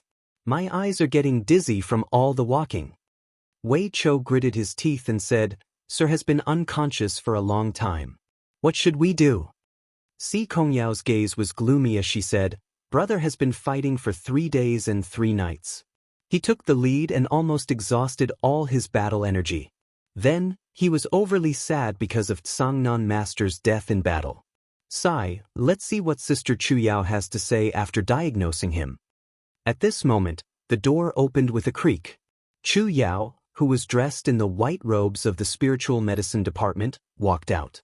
She frowned and said, He has been having a high fever since this morning and is very weak.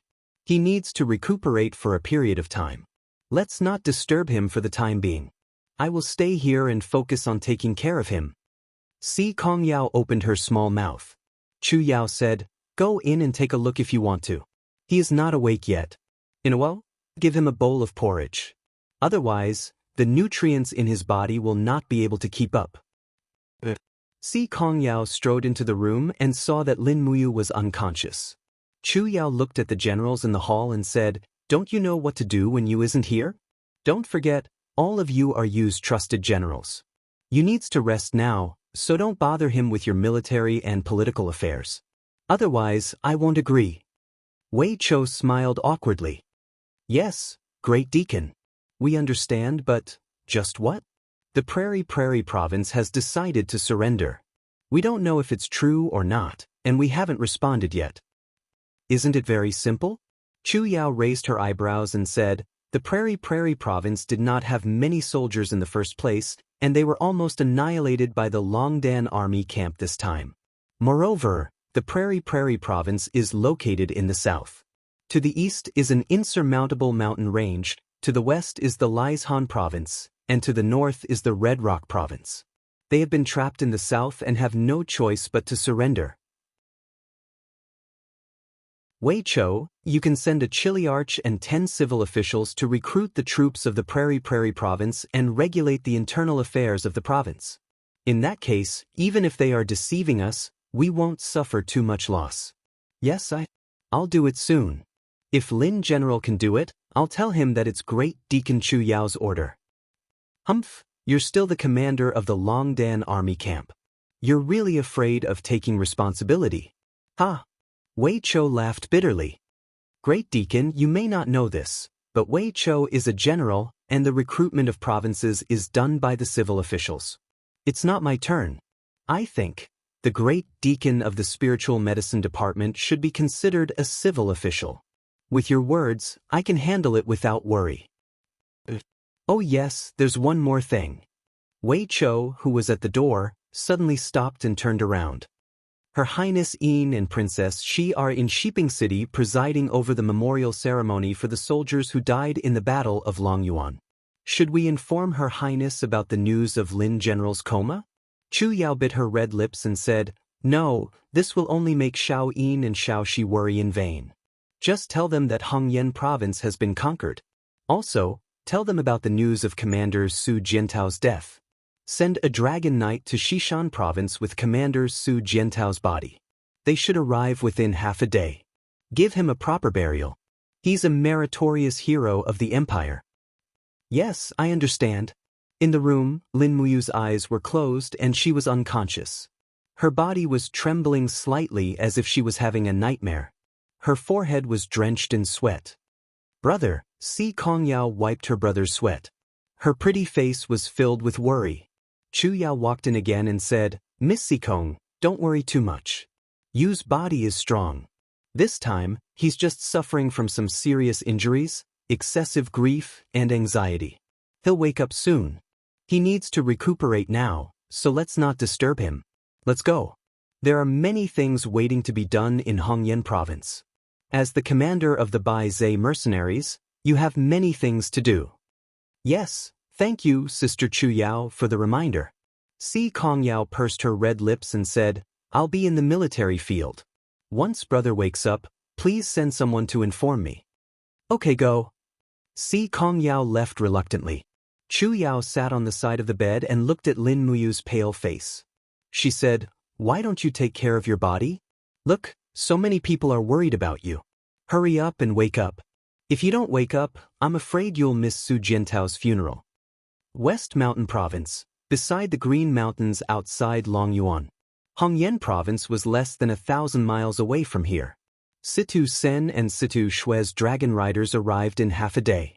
On the snowy ground, the civil and military officials of the empire were solemnly standing, paying their respects to the fallen soldiers. Situ Sin is here. Feng Jixing raised his head and said. Qian Feng frowned and said, There's been no news from the Red Rock province for 3 days in a row. Citizen must have brought some news. Yes, a total of 4 giant dragons landed on the empty ground in front of the crowd. Citizen slid down from the dragon's back and knelt. Subject Citizen pays his respects to your highness and Princess Shi. Get up, Qin Yin, who was wearing a white empress robe, said, General Sen, how is brother you? Everything is going well. Citizen's eyes were red as he mumbled, We, the Longdan army camp, defended Fenghuang Pass for almost 10 days, exhausting the morale and provisions of Hisong's army of 250,000. When Hisong retreated, Lin General ordered us to chase after him non-stop. For 3 days and 3 nights, we killed our way from Fenghuang Pass to Hongyan City and almost annihilated Hisong's army. But that goddamn Chen Yu actually sent his general Song Liangqing to lead 100,000 elites to ambush us. The vanguard of the Longdan army camp was almost wiped out, and Lin General was seriously injured. Qin Yin's body trembled slightly, and she asked anxiously, Is brother you all right? Lin General is fine, he's just seriously injured. Situ Sen's eyes were filled with tears, but in order to cover for Lin General, Su Jiantao led 5,000 soldiers to stop the 50,000 bandits. They were besieged on Bugu Mountain, and after a night of bloody battle, he died for his country. Situ Sen knelt on the ground, tears flowing down his face. No one would have thought that the valiant general would cry so unscrupulously. He knelt there, stabbed his sword into the ground, and curled up like a pitiful shrimp. The camaraderie between soldiers was something that outsiders could never understand, not to mention Sidu Sen and Su Jiantao, who belonged to the Longdan army camp, were close friends who had gone through thick and thin together for many years. Behind them, 2 dragon knights carried Su Jiantao's coffin down the dragon's back. Su Jiantao's body was wrapped by a purple flower flag, and he looked very serene before his death, even smiling. Feng Jixing, Zhang Wei, Qin Yan, and others' eyes turned red, and they all knelt on the ground with one knee. Even Qin Yin, the female monarch, also knelt down slowly and murmured, Bury Su Jiantao in the first place of the Longyuan country tomb, and confer him the title of Duke Tseng. His son will inherit his father's title, and the title will be passed down from generation to generation. After the establishment of the nation, the titles of Duke, Marquis, Earl, and Viscount were deposed one after another, and almost all the titles were conferred to some heroes who died for the country, which was understandable. Situ Sen stepped forward and said, Your Highness, please don't be too sad. In this battle, the Longdan army camp killed nearly 200,000 enemies and lost more than 50,000 soldiers. What about Lin General? Qin Yin moved her red lips and asked, How is Lin General? Oh, Lin General suffered a minor injury and is now in Hongyan City to take charge of the overall situation. Really? Qin Yin didn't seem to believe Su Jiantao's words. She knew Lin Muyu's character very well. Su Jiantao was Lin Muyu's beloved general, and they had been close friends for so many years. Now that Su Jiantao died in battle, how heavy the blow to Lin Muyu must be. Feng Jixing stepped forward and said, Your Highness, after Duke Tsang'an's body is sent into the tomb, you must read the eulogy yourself. Feng Jixing glanced at Situ Sen again and asked, Is you all right? Please rest assured, Deputy Commander, Lin General is fine. Oh, that's good. Feng Jixing frowned and didn't say anything more. Someone took the lead to sing the Empire's war song, the Song of the Autumn Goose. Soon, the soldiers were also singing. Many of them were wounded and came to send their brothers on their last journey. At this time, what better way to express the sorrow in their hearts than the Song of the Autumn Goose? The world is vast, the mountains and rivers are magnificent. The cold moonlight shone into the battlefield. The rice is green, and the breeze is blowing. The Empire's warriors go to war together. Kill all the jackals and wolves, and live a frivolous life. Who will comfort my wounds? The road home can no longer be seen. Anxiously waiting, only to sigh at the high mountains and long rivers. Unhindered in all directions, forever defending the country. What harm is there for the soul to return to the ends of the earth? The warrior's robe is broken. Where will he be buried? The autumn goose, please take my soul back to my hometown. The road home can no longer be seen. The road home can no longer be seen. Feng Jixing mourned, and his heart couldn't help but twitch. Who would be the next to die? Situ Sen looked up at the snowy sky and faintly heard the sorrowful cries of birds. It was already spring, but it was still snowing heavily. Situ Sen's voice trembled and he shouted to the sky, Autumn goose, if you are really here, please take Su Jiantao's soul back to his hometown, so that when we, the living, go back to drink, we can accompany him. Su Jiantao loves to discuss the world with warm wine. Quickly take him home, don't leave him here alone. Feng Jixing, Zhang Wei, and the others couldn't help but twitch, and tears rolled down.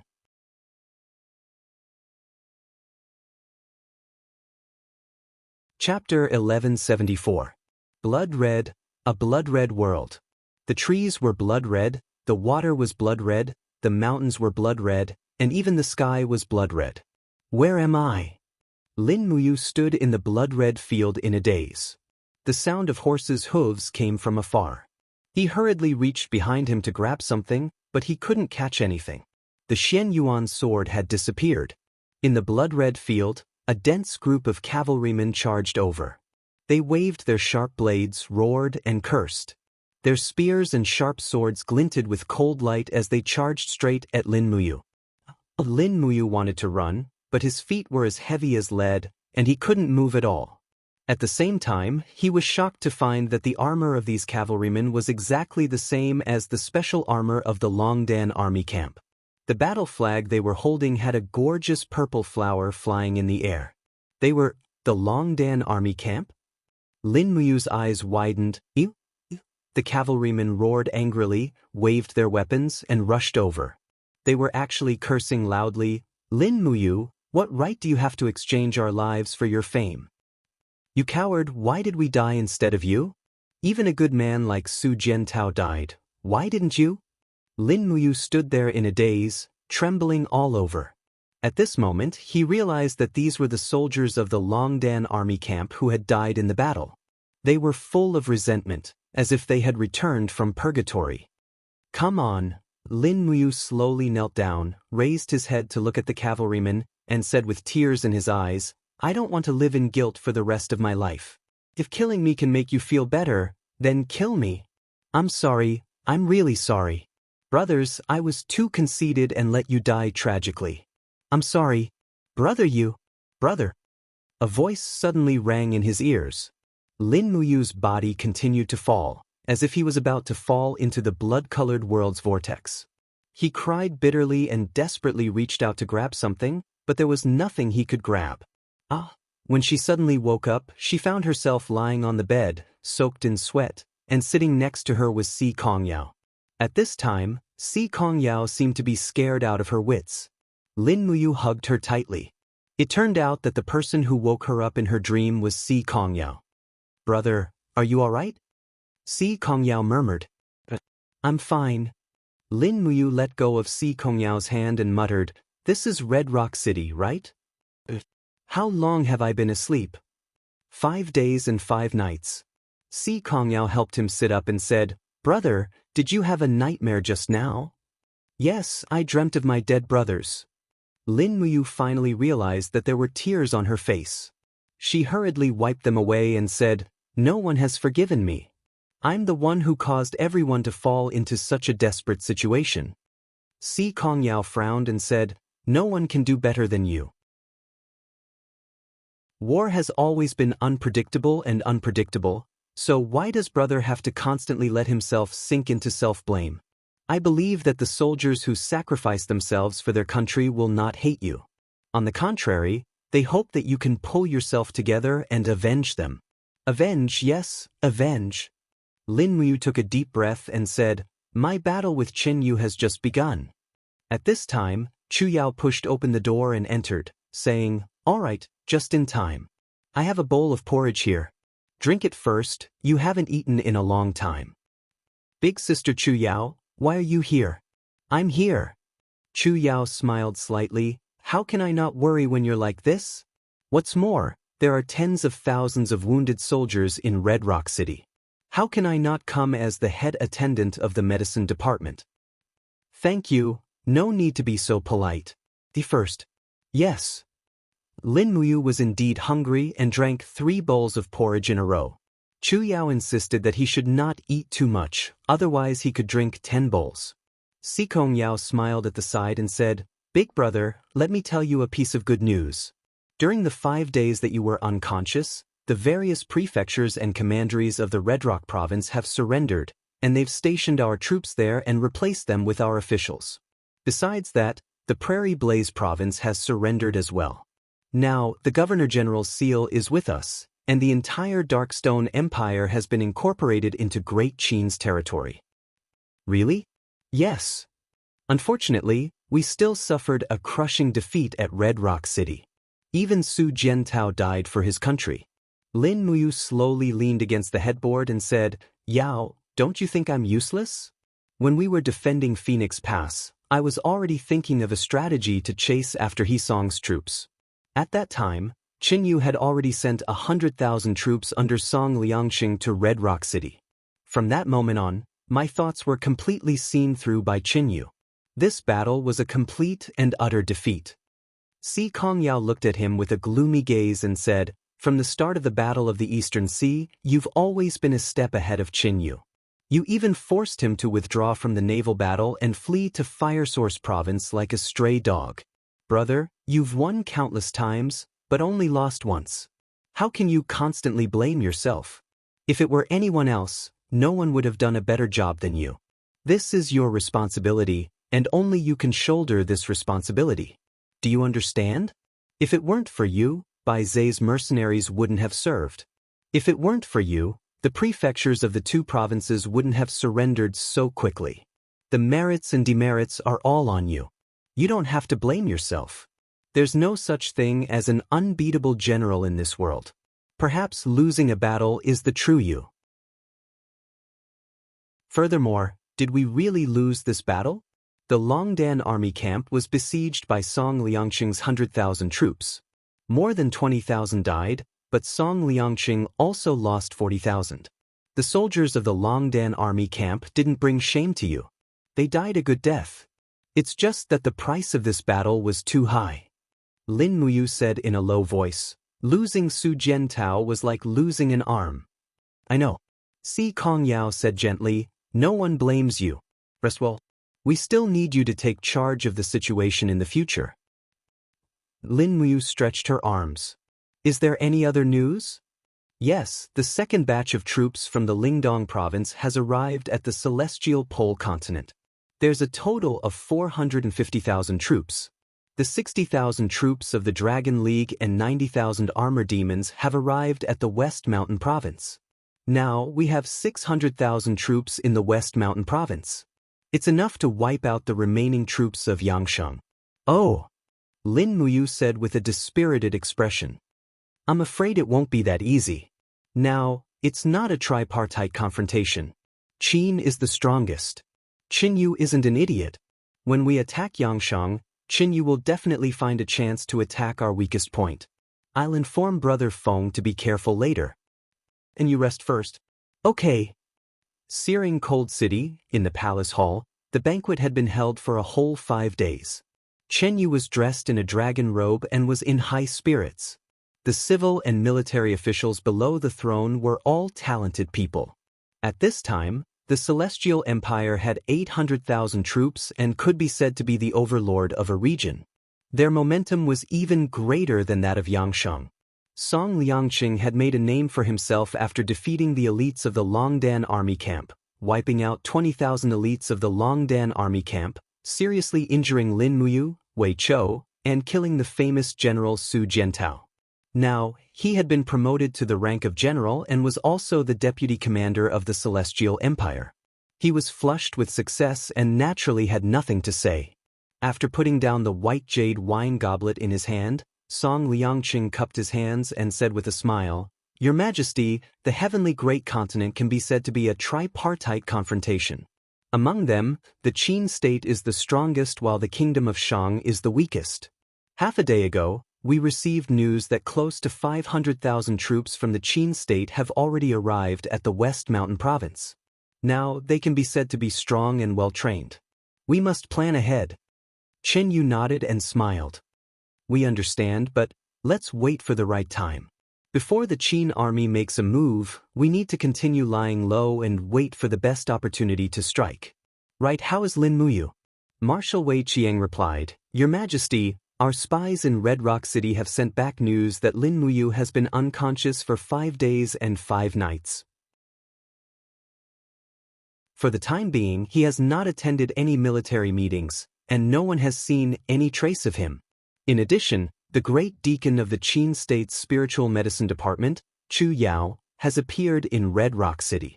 However, she has locked herself in her room and has not come out. She should be treating Lin Muyu's injuries. Qin Yu's gaze was indifferent as he said, Lin Muyu is our greatest worry. If Lin Muyu dies from his injuries, General Song, we will bestow upon you the title of Marquis of 10,000 households. Song Liangqing was overjoyed. Your Majesty, you have a flood of good fortune. Lin Muyu will not be able to escape death. Zhou Binlong said, Your Majesty, Lin Muyu's physical injuries are a small matter, but his heart is the most serious. Su Jiantao was his right-hand man. Now that Su Jiantao has been killed by our army, Lin Muyu's entire army has suffered a setback. Your Majesty, think about it. From the battle at the Eastern Sea, to breaking through the Northern Pass, to destroying Chenshan City within 2 hours, to finally defeating He Song's army outside Fenghuang Pass. This Lin Muyu has been unstoppable all along the way. Such an elite army has long become a proud soldier, but now, they have been defeated by our army at Red Rock City, suffering heavy casualties. The loss of Lin Muyu's elite vanguard is a small matter, but the blow to his confidence is the most important. As long as we advance step by step, I believe that Lin Muyu will no longer be able to do anything. Chen Yu shook his head and said with a smile, "No, Commander Zhou has underestimated Lin Muyu. This man is good at scheming and forbearance. He is as immovable as a mountain and as swift as fire. Right now, Lin Muyu is like a wounded lion. Once he recovers, his sharp claws will be able to tear everything apart. Compared to what you have said, I would rather Lin Muyu remain unconscious and die among the wounded." "Your Majesty," Wei Qiang said, "ever since we withdrew from Huiyuan province, there are only a few thousand local defenders left in this province. It is completely empty. The Qin army has not been stationed here, and Yangshang does not have the guts to enter either. Why don't we station our troops in Huiyuan province and wait for the right time?" Chen Yu waved his hand and said, "Feng Jixing is not a fool. Why doesn't he enter Huiyuan province? That is because Huiyuan province is the battlefield of 3 battles. Once he enters, he will be attacked from all sides. Whoever enters Huiyuan province first will become the target of public criticism. On the contrary, Huiyuan province has no one stationed here, but it has become a natural barrier between Qin, Shang, and Tianjue province. Our enemy is still Lin Muyu. Our current military strategy is to eliminate Lin Muyu first, then Feng Jixing, and finally Yangsheng. In this way, we will have accomplished a great deed." "Your Majesty is wise."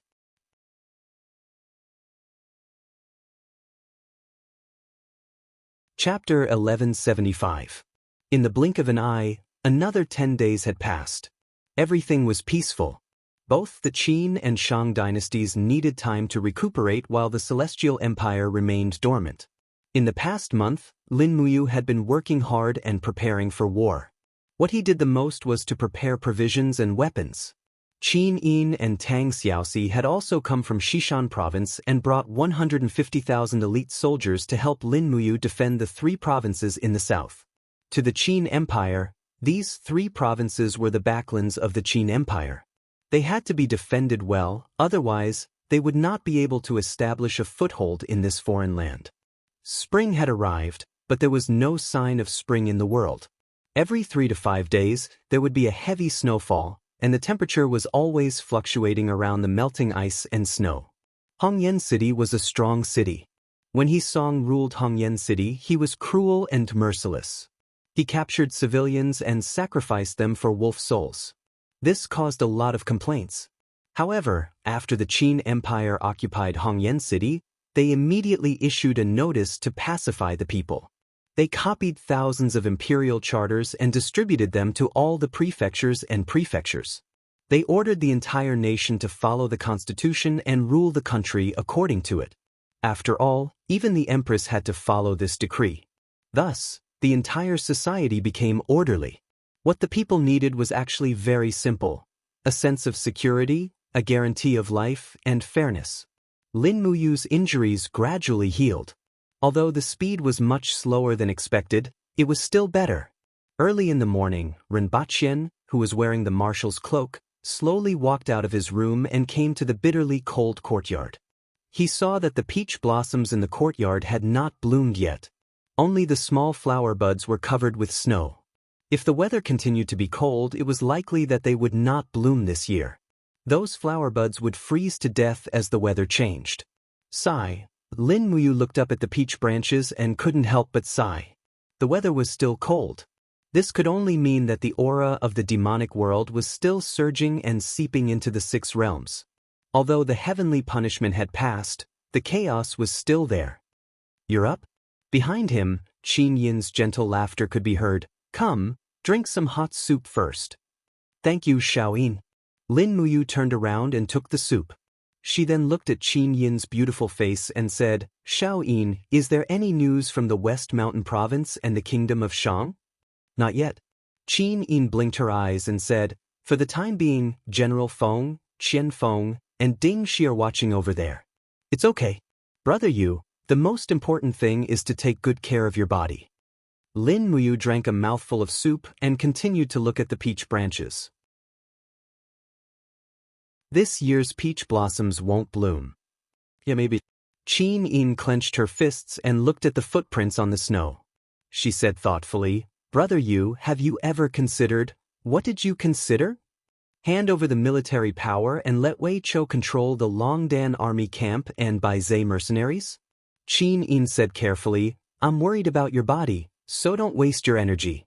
Xiao Shi thinks the same. Lin Muyu couldn't help but smile.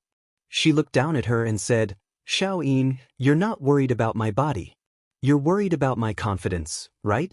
After the defeat at Red Rock City, are you worried that I'll develop a psychological fear of Qin Yu? Qin Yin stammered, tacitly agreeing. Lin Muyu placed the bowl on the stone table and stepped forward to support Qin Yin's shoulder. She looked straight at her and said, That's right, Qin Yu is very strong, so strong that I don't have the confidence to defeat him. But Xiao Yin, you must know that Qin Yu is a hurdle for me. He used a scheme to kill my general, Su Jiantao. If I can't overcome this hurdle myself, if I can't defeat Qin Yu and use his blood as a sacrifice to Su Jiantao, I'm afraid I'll regret this for the rest of my life. I'll be ashamed to face Su Jiantao's spirit in heaven. But, don't worry, hatred won't make me lose my cool. I've already recovered. Lin Muyu smiled, her clear eyes filled with incomparable confidence. Qin Yin smiled as well. Just as Lin Muyu had said, the invincible Lin Muyu had returned. Slowly sitting down on the cold stone bench, Qin Yin ran her fingers through her hair and said gently, Brother Yu, are you planning to start a war with the north and south? Lin Muyu's eyes shone like torches. Feng Jixing, Qianfeng, and Ding Shi are guarding the West Mountain Province. There's a total of 500,000 soldiers, more than enough to suppress and even destroy Yangshang's army. What I need to do is to delay Qin Yu here, not allowing him to make any rash moves. I'll wait for Big Brother Feng to destroy the kingdom of Shang and take control of the Blackstone Empire and the Tianji Empire. When the time comes, the North and South will march east together and destroy the Celestial Empire will only be a matter of months. Do you have any plans? Yes. Lin Muyu naturally trusted the Empress wholeheartedly and said, no matter how resourceful Qin Yu is, most of his troops are new recruits, and it's a very objective fact that they lack combat strength.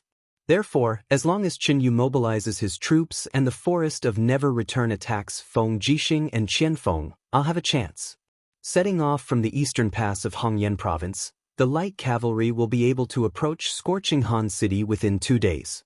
If Qin Yu dares to attack Feng Jixing, I'll immediately launch a surprise attack on his lair. Without the support of Scorching Han City, Qin Yu's 800,000 soldiers will naturally collapse.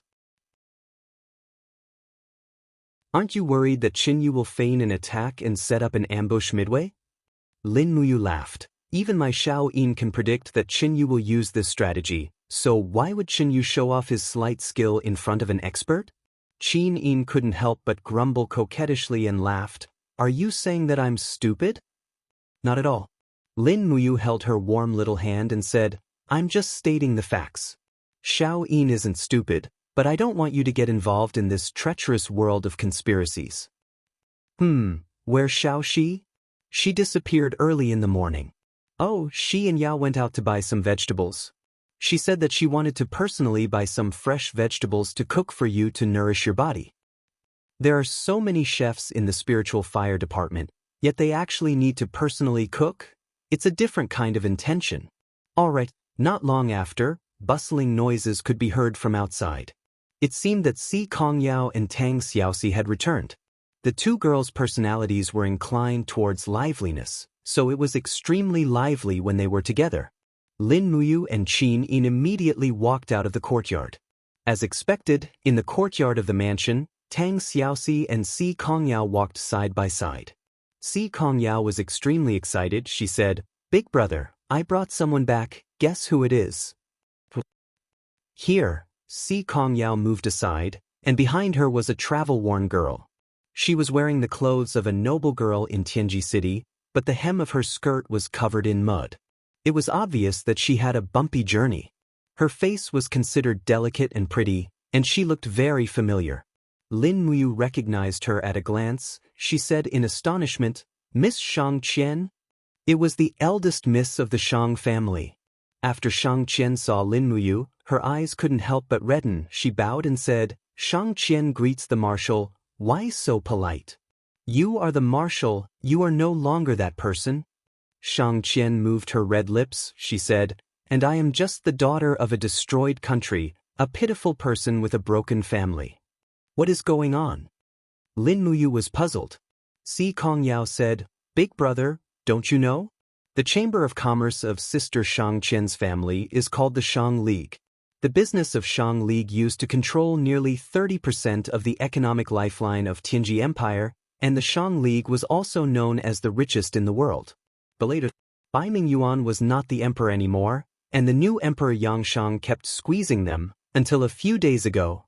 I made a secret agreement with Sister Shang Qian that the Shang League would secretly provide military rations to Xishan province. This matter was exposed, and the whole Shang League was affected." Shang Qian's eyes were red. She said, 20 days ago, my father and brother were killed. Because I was not in Tianji City, I was lucky to get the news. I mixed in with the refugees along the way, and after several troubles, I came to Red Rock City. The servants following me also reduced from more than 70 at the beginning to 4 now. I have no relatives left, and Yao is the only one I can rely on. Behind Shang Qian, the 4 servants also looked travel-worn. One of them was even seriously injured, and half of his arm was chopped off. It seemed that they had really experienced hardships along the way. Lin Muyu said apologetically, "Miss Shang Qian, please restrain your grief. This matter started because of our Qin Empire. Please rest assured, the Qin Empire will not let the Shang League down." "Yao, what are you going to do?" Si Kongyao shook her head. "I don't know for now. Let's arrange for Sister Shang Qian to stay in Red Rock City first, okay?" Lin Muyu nodded, and her expression was a little hesitant. Qin Yin, who was beside her, naturally knew what she was thinking, so she got close to her and whispered, "I did hear the news that the whole Shang League was almost annihilated and more than 300 people were killed. If it was a traitor, then the price was too high, and Shang Qian's despair was definitely not faked." "Okay, I understand." Lin Muyu nodded and said, "Shang League was once a famous clan. You must have friends all over the world in the business world." Shang Qian was startled. That is indeed the case. Marshal, why are you asking this?"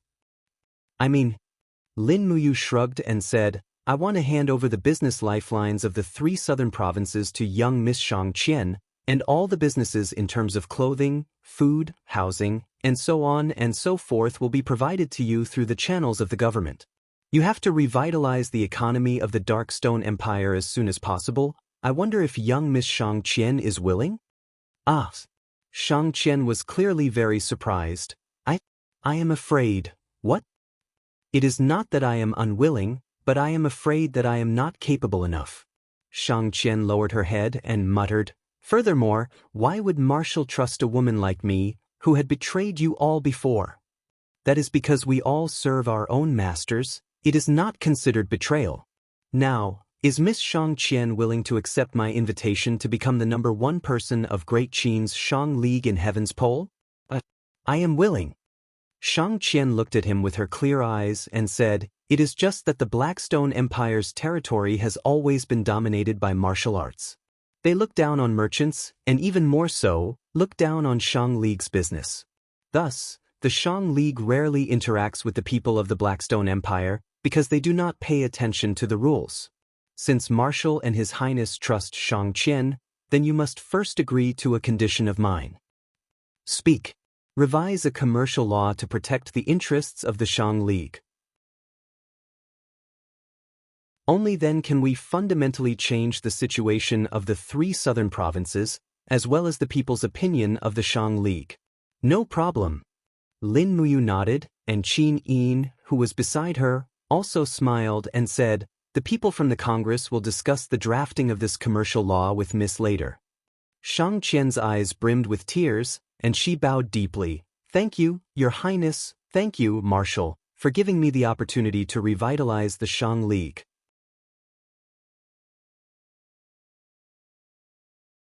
Chapter 1176. The Shattered Cauldron Realm had Jin Xiaotang, the Celestial Pole Continent had Shang Qian, and Lin Muyu knew how to make good use of people. However, it wasn't easy to formulate this commercial law. The people's level of civilization was far from meeting the requirements of the commercial law. However, there was no other way. They could only make every possible effort and reform the law first. If they didn't take this step, it would only get worse. 3 days later, the people from the Congress came. There were more than 10 people with an average age of 60 years old.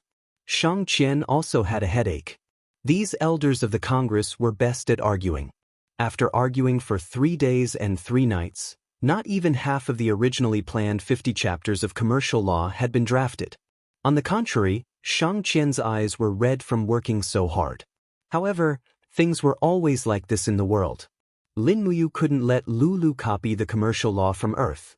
After all, the situation was different, and it needed to be adapted to the local conditions. She could only trouble Shang Qian. After 7 days, the commercial law that would be implemented in the Celestial Pole Continent was finally finalized.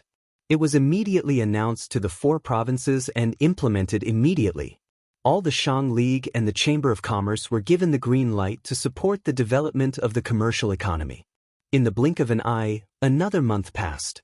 The 3 major forces were still recuperating. However, as the seasons changed and the weather slowly warmed up, it seemed that the 3 forces were already rubbing their palms. The strong smell of war had already begun to spread in the Celestial Pole Continent. During this time, Lin Muyu kept cultivating and looking for a way to break through. However, she still couldn't step into the God state from the Saint Heaven realm. Her strength had clearly reached it, but it seemed that she had encountered an insurmountable bottleneck. The Supreme Being personality in her body had also been sleeping and showed no signs of waking up. It was like a broken stone.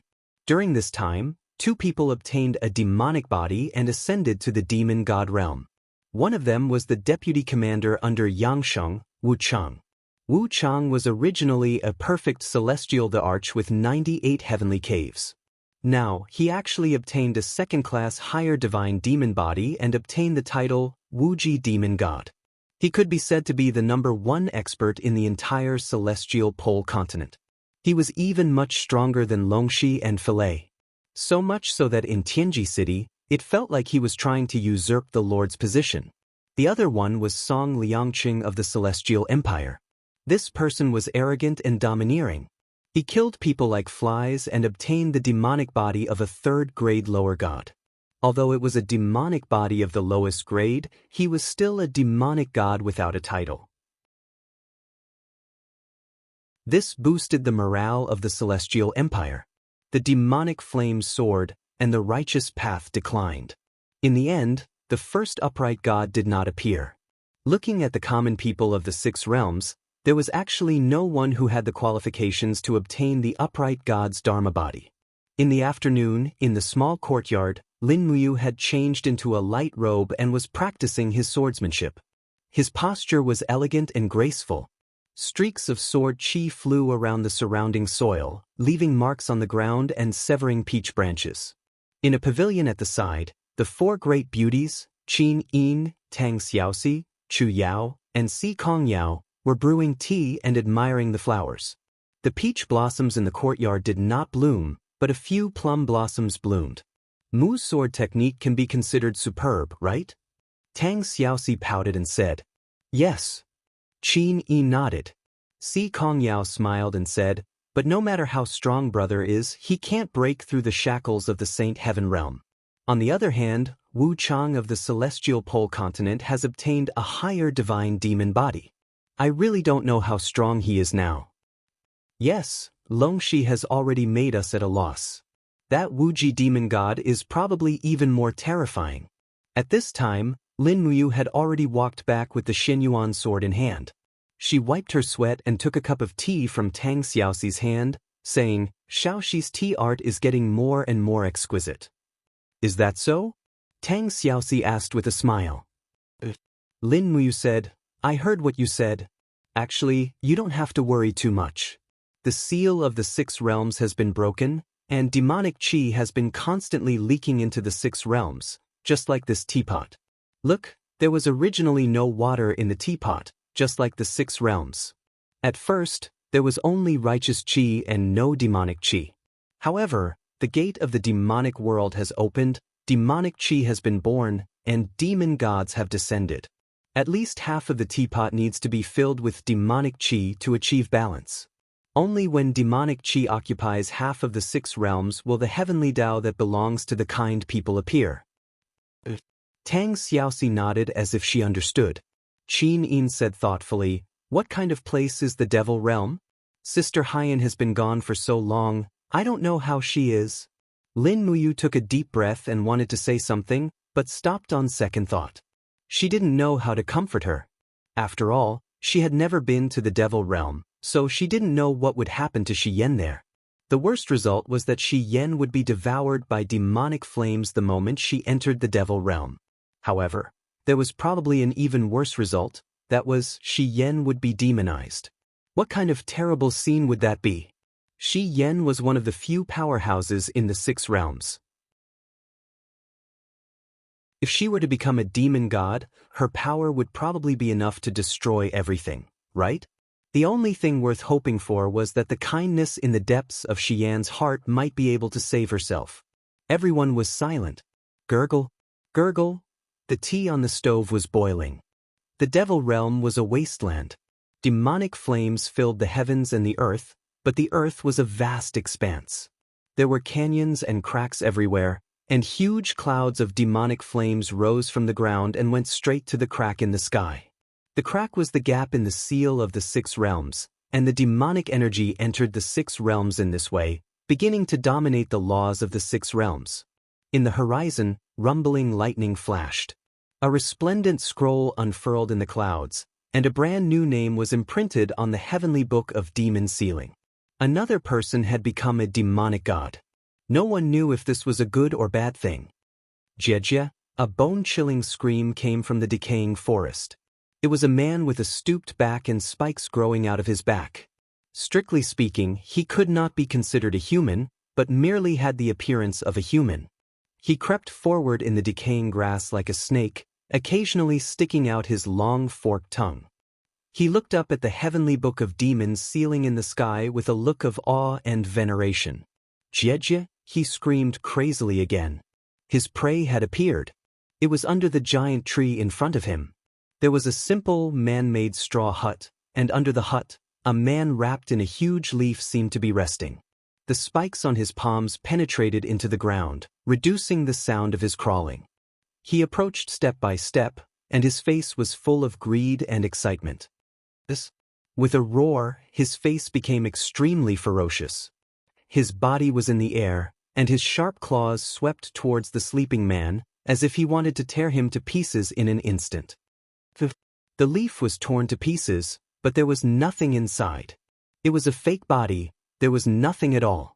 He was slightly surprised. He looked up and saw a beautiful woman holding a sharp sword in her hand.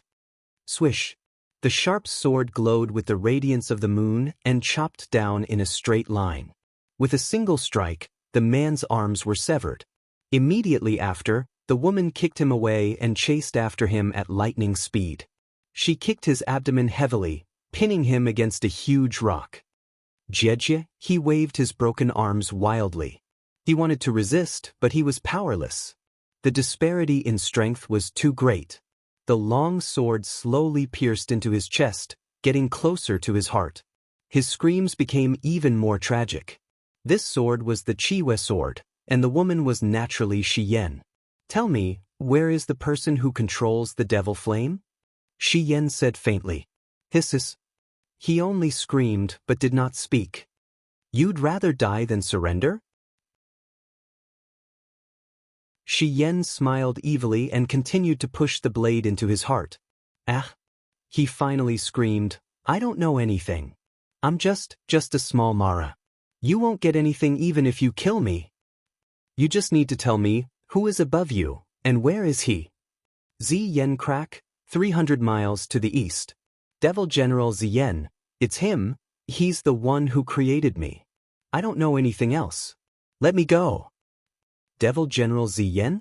Shi Yan frowned. Suddenly, she flipped her wrist and the blade pierced through his heart. Ah! Mara screamed, his eyes filled with unwillingness. You said, you won't kill me. I'm just asking, I didn't say that I won't kill you just because you said it. It's all your own thinking. Shi Yan pulled back the Chiwe sword. Her eyes were cold as she said, good and evil cannot coexist. The devil path must die. Mara kicked a few more times and died with his head tilted. Shi Yan looked towards the east and murmured, Ziyan crack? Eva, will you be there? At this moment, a whistling sound came from behind. Balls of devil chi were rushing towards them. Humph, it's here again? Shi Yan smiled coldly. As soon as she finished speaking, she turned around and stabbed the Chiwe sword into the rock stratum. It pierced through the rock stratum quickly and she leaped into the rock stratum. She raised her hand to seal the entrance of the cave. The whistling sound came from above. She had to preserve her divine power so that she wouldn't be devoured by the devil chi. What made Shi Yan feel fortunate was that because she entered the devil world, she wasn't punished by the heavens. She still maintained her great perfection divine emperor cultivation. However, the power of the laws had weakened and her light divine power was slightly weaker than before. Shi Yan's body trembled slightly when she heard the whistling sound from above. She was a god, but she wasn't omnipotent. Facing the absolute power of the devil world, she would also feel fear. Eva, you're definitely not dead, right? You're definitely not dead. I believe you. I will find you, she murmured to herself. Looking at the darkness around her, she sighed softly and said, Sheen and you, I hope you're all right. I'm sorry, I can't protect you for the time being. 8 Wastelands World. The lightning vines in the blood clouds formed a huge tree that reached the sky. At the core of the tree, a person was imprisoned. It was the 7 luminaries Demon Emperor. The Demon Emperor had his eyes closed. He had aged a lot. His eyebrows and hair were mottled with white. However, he didn't age because his divine power had disappeared. Instead, it was because his divine power had been exhausted. The mysterious power in the lightning vines seemed to have a lingering function. It retained the Demon Emperor's cultivation, so that his divine power wouldn't disappear with the heaven's punishment. In this case, the Demon Emperor's divine power could provide an endless source of power for the demonic vines. However, the Demon Emperor's name wasn't recorded in the heavenly melody scroll of the Mahayana heavenly path. He was just a useless god. Look, he's the 7 luminaries Demon Emperor, the ruler who once shook the 6 realms. Yes, it's him. A group of Mara appeared in the sky with their wings flapping. They held shiny knives and forks in their hands. They were in charge of guarding the 7 luminaries Demon Emperor. Their daily routine was to mock him. The Demon Emperor slowly opened his eyes. His eyes were as unruly as before. He smiled coldly. What do you want to do with my divine power? The Mara laughed. One of them used a metal fork to poke the stone body of the Demon Emperor. Have you heard of the God-destroying pagoda? God-destroying pagoda? The Mara laughed cruelly. It's the God-destroying pagoda. It's the ultimate godly weapon of the demon realm. With your power as the source, once the Mahayana heavenly path's main gods appear, the God-destroying pagoda will kill them one by one. Ha! The Demon Emperor fell silent as flames of fury burst forth from his eyes. Motherf asterisk cur.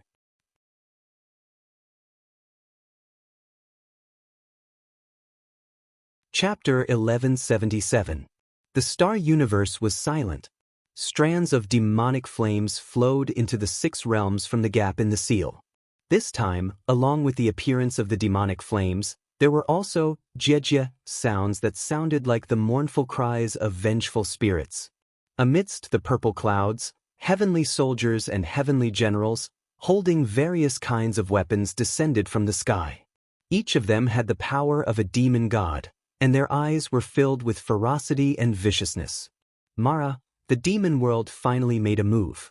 Under the situation where the god-sealing demon book could cover the sky with one hand, the densely packed Mara army surged into the 6 realms. Roar, roar, roar. The Mara all had different shapes and sizes, but they were all indescribably ugly. Their bodies were covered with scales and spikes, and their ugly eyeballs were rolling around. Stepping on the demonic flames, they came to the 6 realms. Suddenly, all of them stopped and waved their weapons towards the back. It was bustling, as if they were welcoming some important person. The demonic flames became denser and denser, and the clouds rolled away. A person stepped on the air, riding on a ferocious tiger-like beast. In his hand was a warhammer that was suffused with blood-red flames. He wore black armor, and his body was sturdy. Even his face was covered by an iron helmet. A pair of piercingly cold eyes looked at the Mara army in front of him through the gaps of the iron helmet. Suddenly, he raised his arm and growled, "Brats, tell me, which one should we start conquering the 6 realms first?" The Maras roared, but no one knew what to say. One of the Mara carrying a bow and arrow stepped forward on the demonic clouds and said, "Lord Demon General Theron, among the 6 realms, only the 8 Wastelands world still has spiritual energy. The last pillar of the Bahuang pillar is supported by the 7 luminaries Demon Emperor. If it wasn't for him, I'm afraid that the Heavenly Sound Scroll of the Mahayana Heavenly Tao wouldn't have the chance to enter the 6 realms. Why don't we destroy the 8 Wastelands world first, and kill all the crippled gods that are still in the Heaven realm?" 7 luminaries Demon Emperor? Smoke puffed out of Theron's nose and mouth as he laughed. "No. Before I came here, the Holy King and Holy Emperor of the Demon Realm have already told me that the 7 luminaries Demon Emperor can't be killed. The supremacy in his body is still useful, and we need him to continuously supply the power of the god-slaying pagoda. As long as the 7 luminaries Demon Emperor is here, the god-slaying pagoda will be able to beat the fake Mahayana Heavenly Tao into submission. Then, where should we attack now? Men, flip through the heavenly book and see where there are the most demon gods. That's where we will establish our foothold."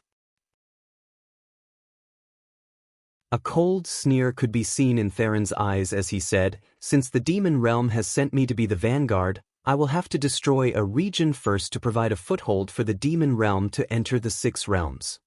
"Yes." Mara quickly summoned the demon sealing heavenly book, and the names of the demon gods flashed through the purple book in the air.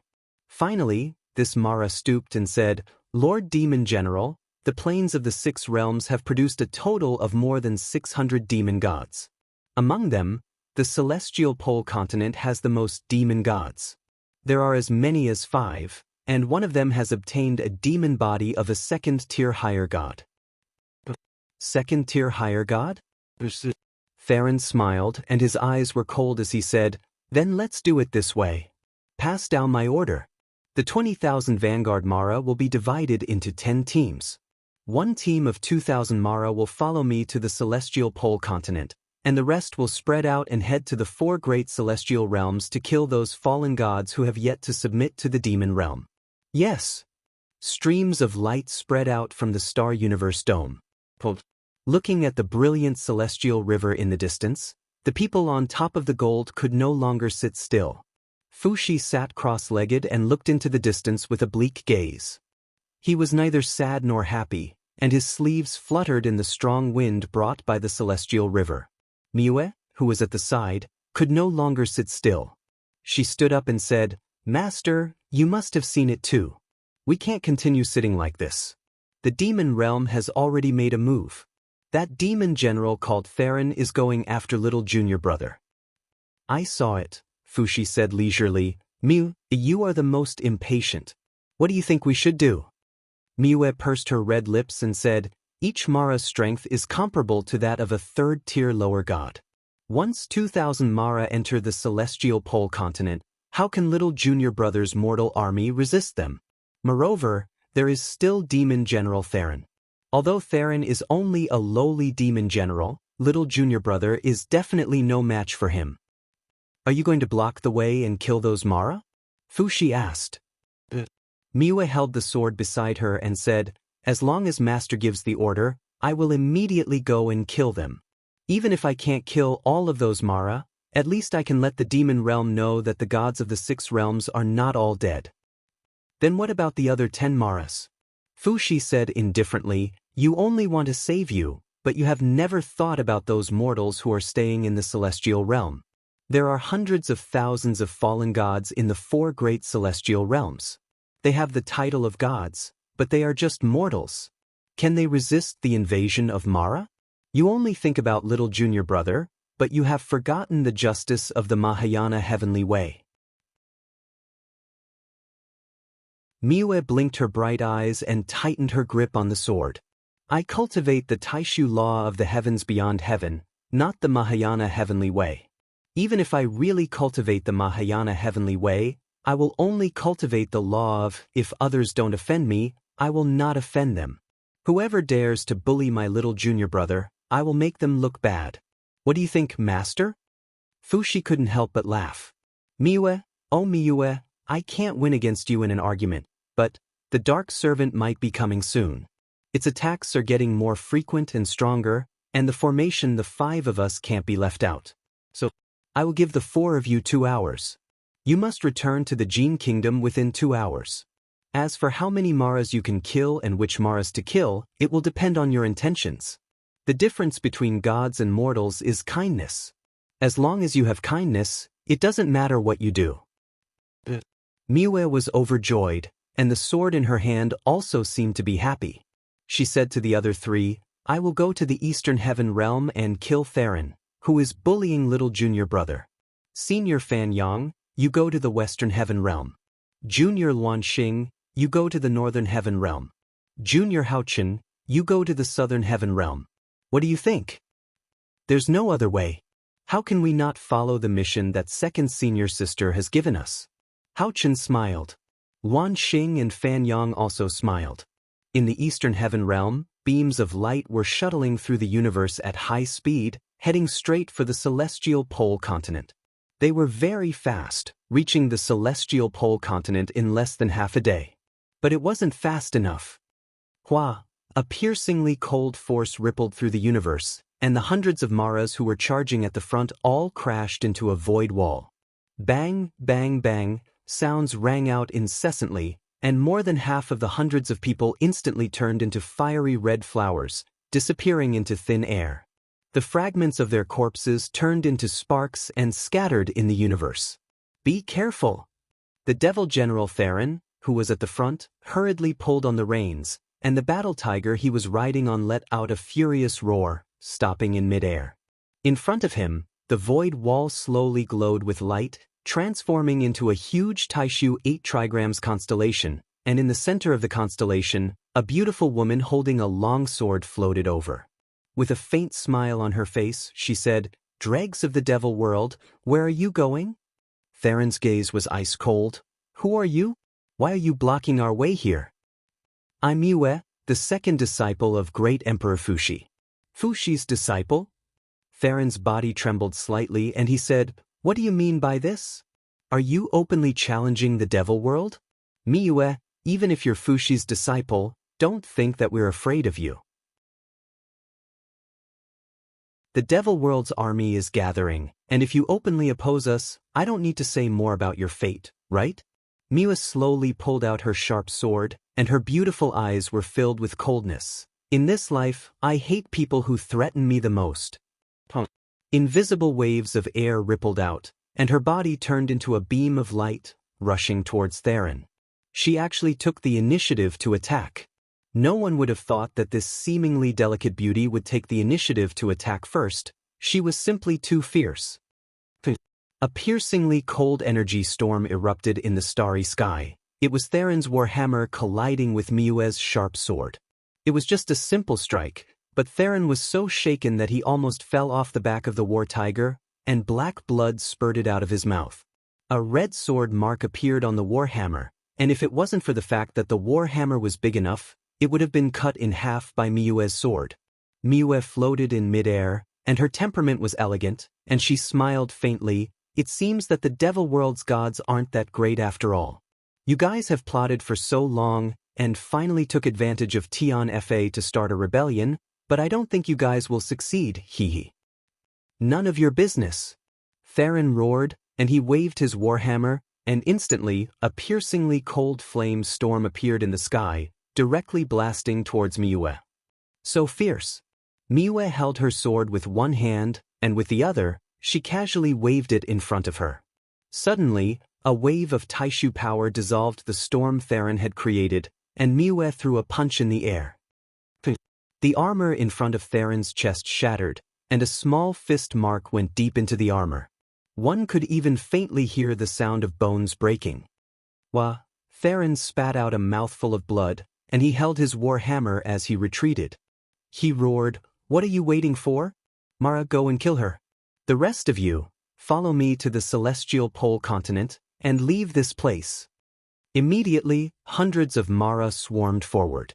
Miue gripped her sharp sword tightly, and fearlessly went up to meet them. Suddenly, sword chi flew in the sky, and the screams of Mara could be heard. Compared to Miue's cultivation, these Mara were like ants.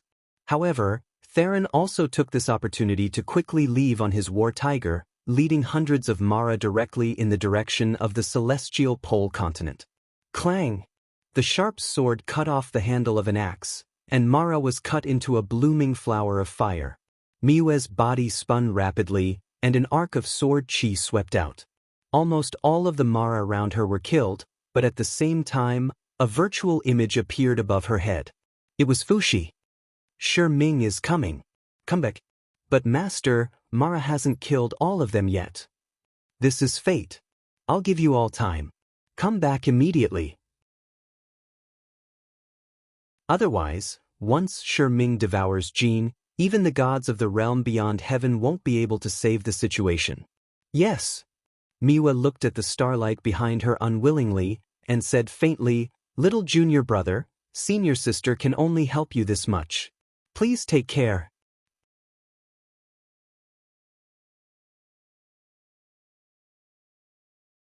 Chapter 1178.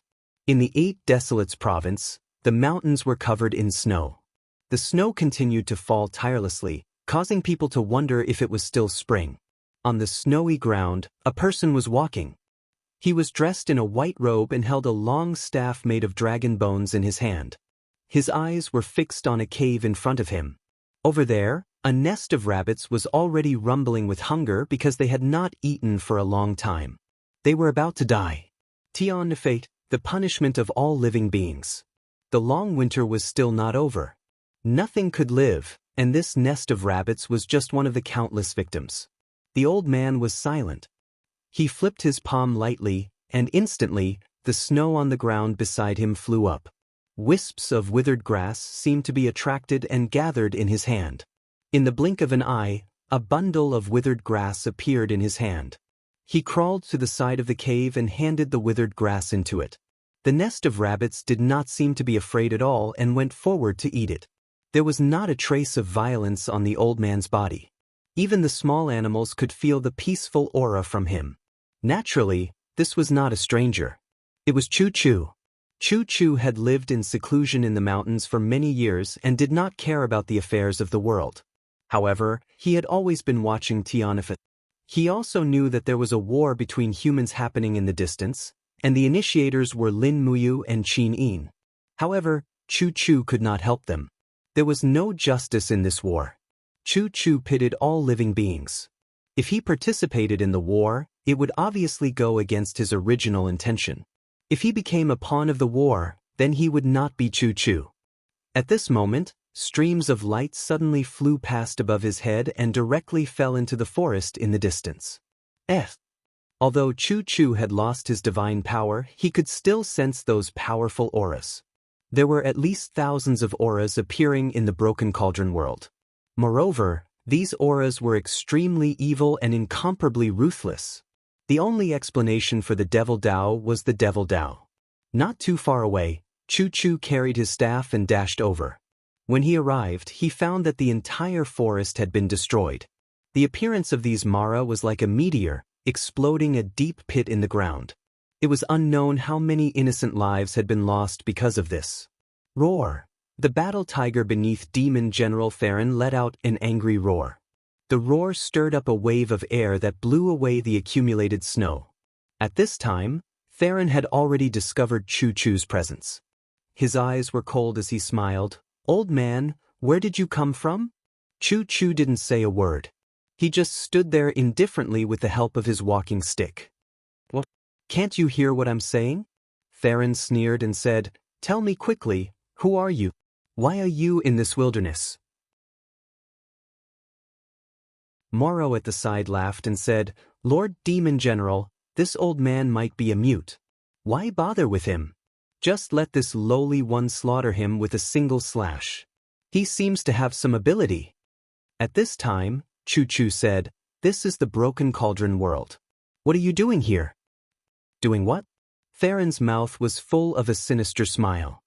He spurred the battle tiger towards Chu and said, What else can I do? Raze this place to the ground. These 6 realms will soon be the territory of the devil world. Aren't you taking off your pants to fart by asking such a question? Chu couldn't help but frown and sigh. It seems that before the war is over, another wave has arisen. Are you an idiot, old man? What nonsense are you talking about? Theron shouted in a low voice, Get over here immediately and tell me where the demon gods of this world are. Also, who are the enemies of the demon gods? Chu laughed and said, A bunch of hypocrites. Motherf Cur, I'll let you act all high and mighty again. With a roar, Theron spurred his battle tiger forward like a bolt of lightning, sweeping his flaming warhammer towards Chu's body. He had used at least 50% of his strength in this attack. He was already planning to kill Chu in one blow. However, what Theron didn't expect was that this attack actually missed. With a swoosh, Chu's body instantly turned into flying snow and merged with the surrounding snow as if he had never appeared. Ah! Theron's eyes were cold. What kind of crafty technique is this? Where is he? One of the Mara said, Lord Demon General, I heard that the people of the 6 realms cultivate a variety of martial arts. They are much more cunning than the simple demonic flame that we cultivate. This old man might just be in existence similar to a warlock. Let's not bother about him and find Wuji demon god Wuchang first. Do you know where Wuchang is? Yes, Wuchang is from the Yangshang Empire. He must be in Tianji City. According to the Demon Realm Compass, Tianji City is about 2,000 miles to the east of us. We can reach there overnight. Okay, lead the way. Let's go and see Wuchang. After Theron and the others left, a figure slowly condensed in the whistling wind and snow. It was Chu. He sighed and muttered to himself, When will the demonic path stop running amok? I must inform you about these things as soon as possible so that he can be prepared. As he spoke, Chu opened his palm gently and said, Lin Muyu's servant, Lulup here. In the jungle, a buzzing sound appeared. An inconspicuous scout bee landed in Chu's hand. With a swoosh, he contacted Lin Muyu with a laser imaging. Lin Muyu was holding a military meeting at night. She couldn't help but be stunned. Chu, is that you? It's me. Chu said solemnly, Greetings, Your Highness Yin and Princess Shi. Chu, you don't have to be so courteous. Qin Yin smiled and nodded beside Lin Muyu. Chu, since you took the initiative to contact us, there must be something, right? Lin Muyu asked. Yes. Chu said, the people from the demon realm have already entered the mortal world. You have to be careful. They have about 1,000 demon gods. The leader is called Theron.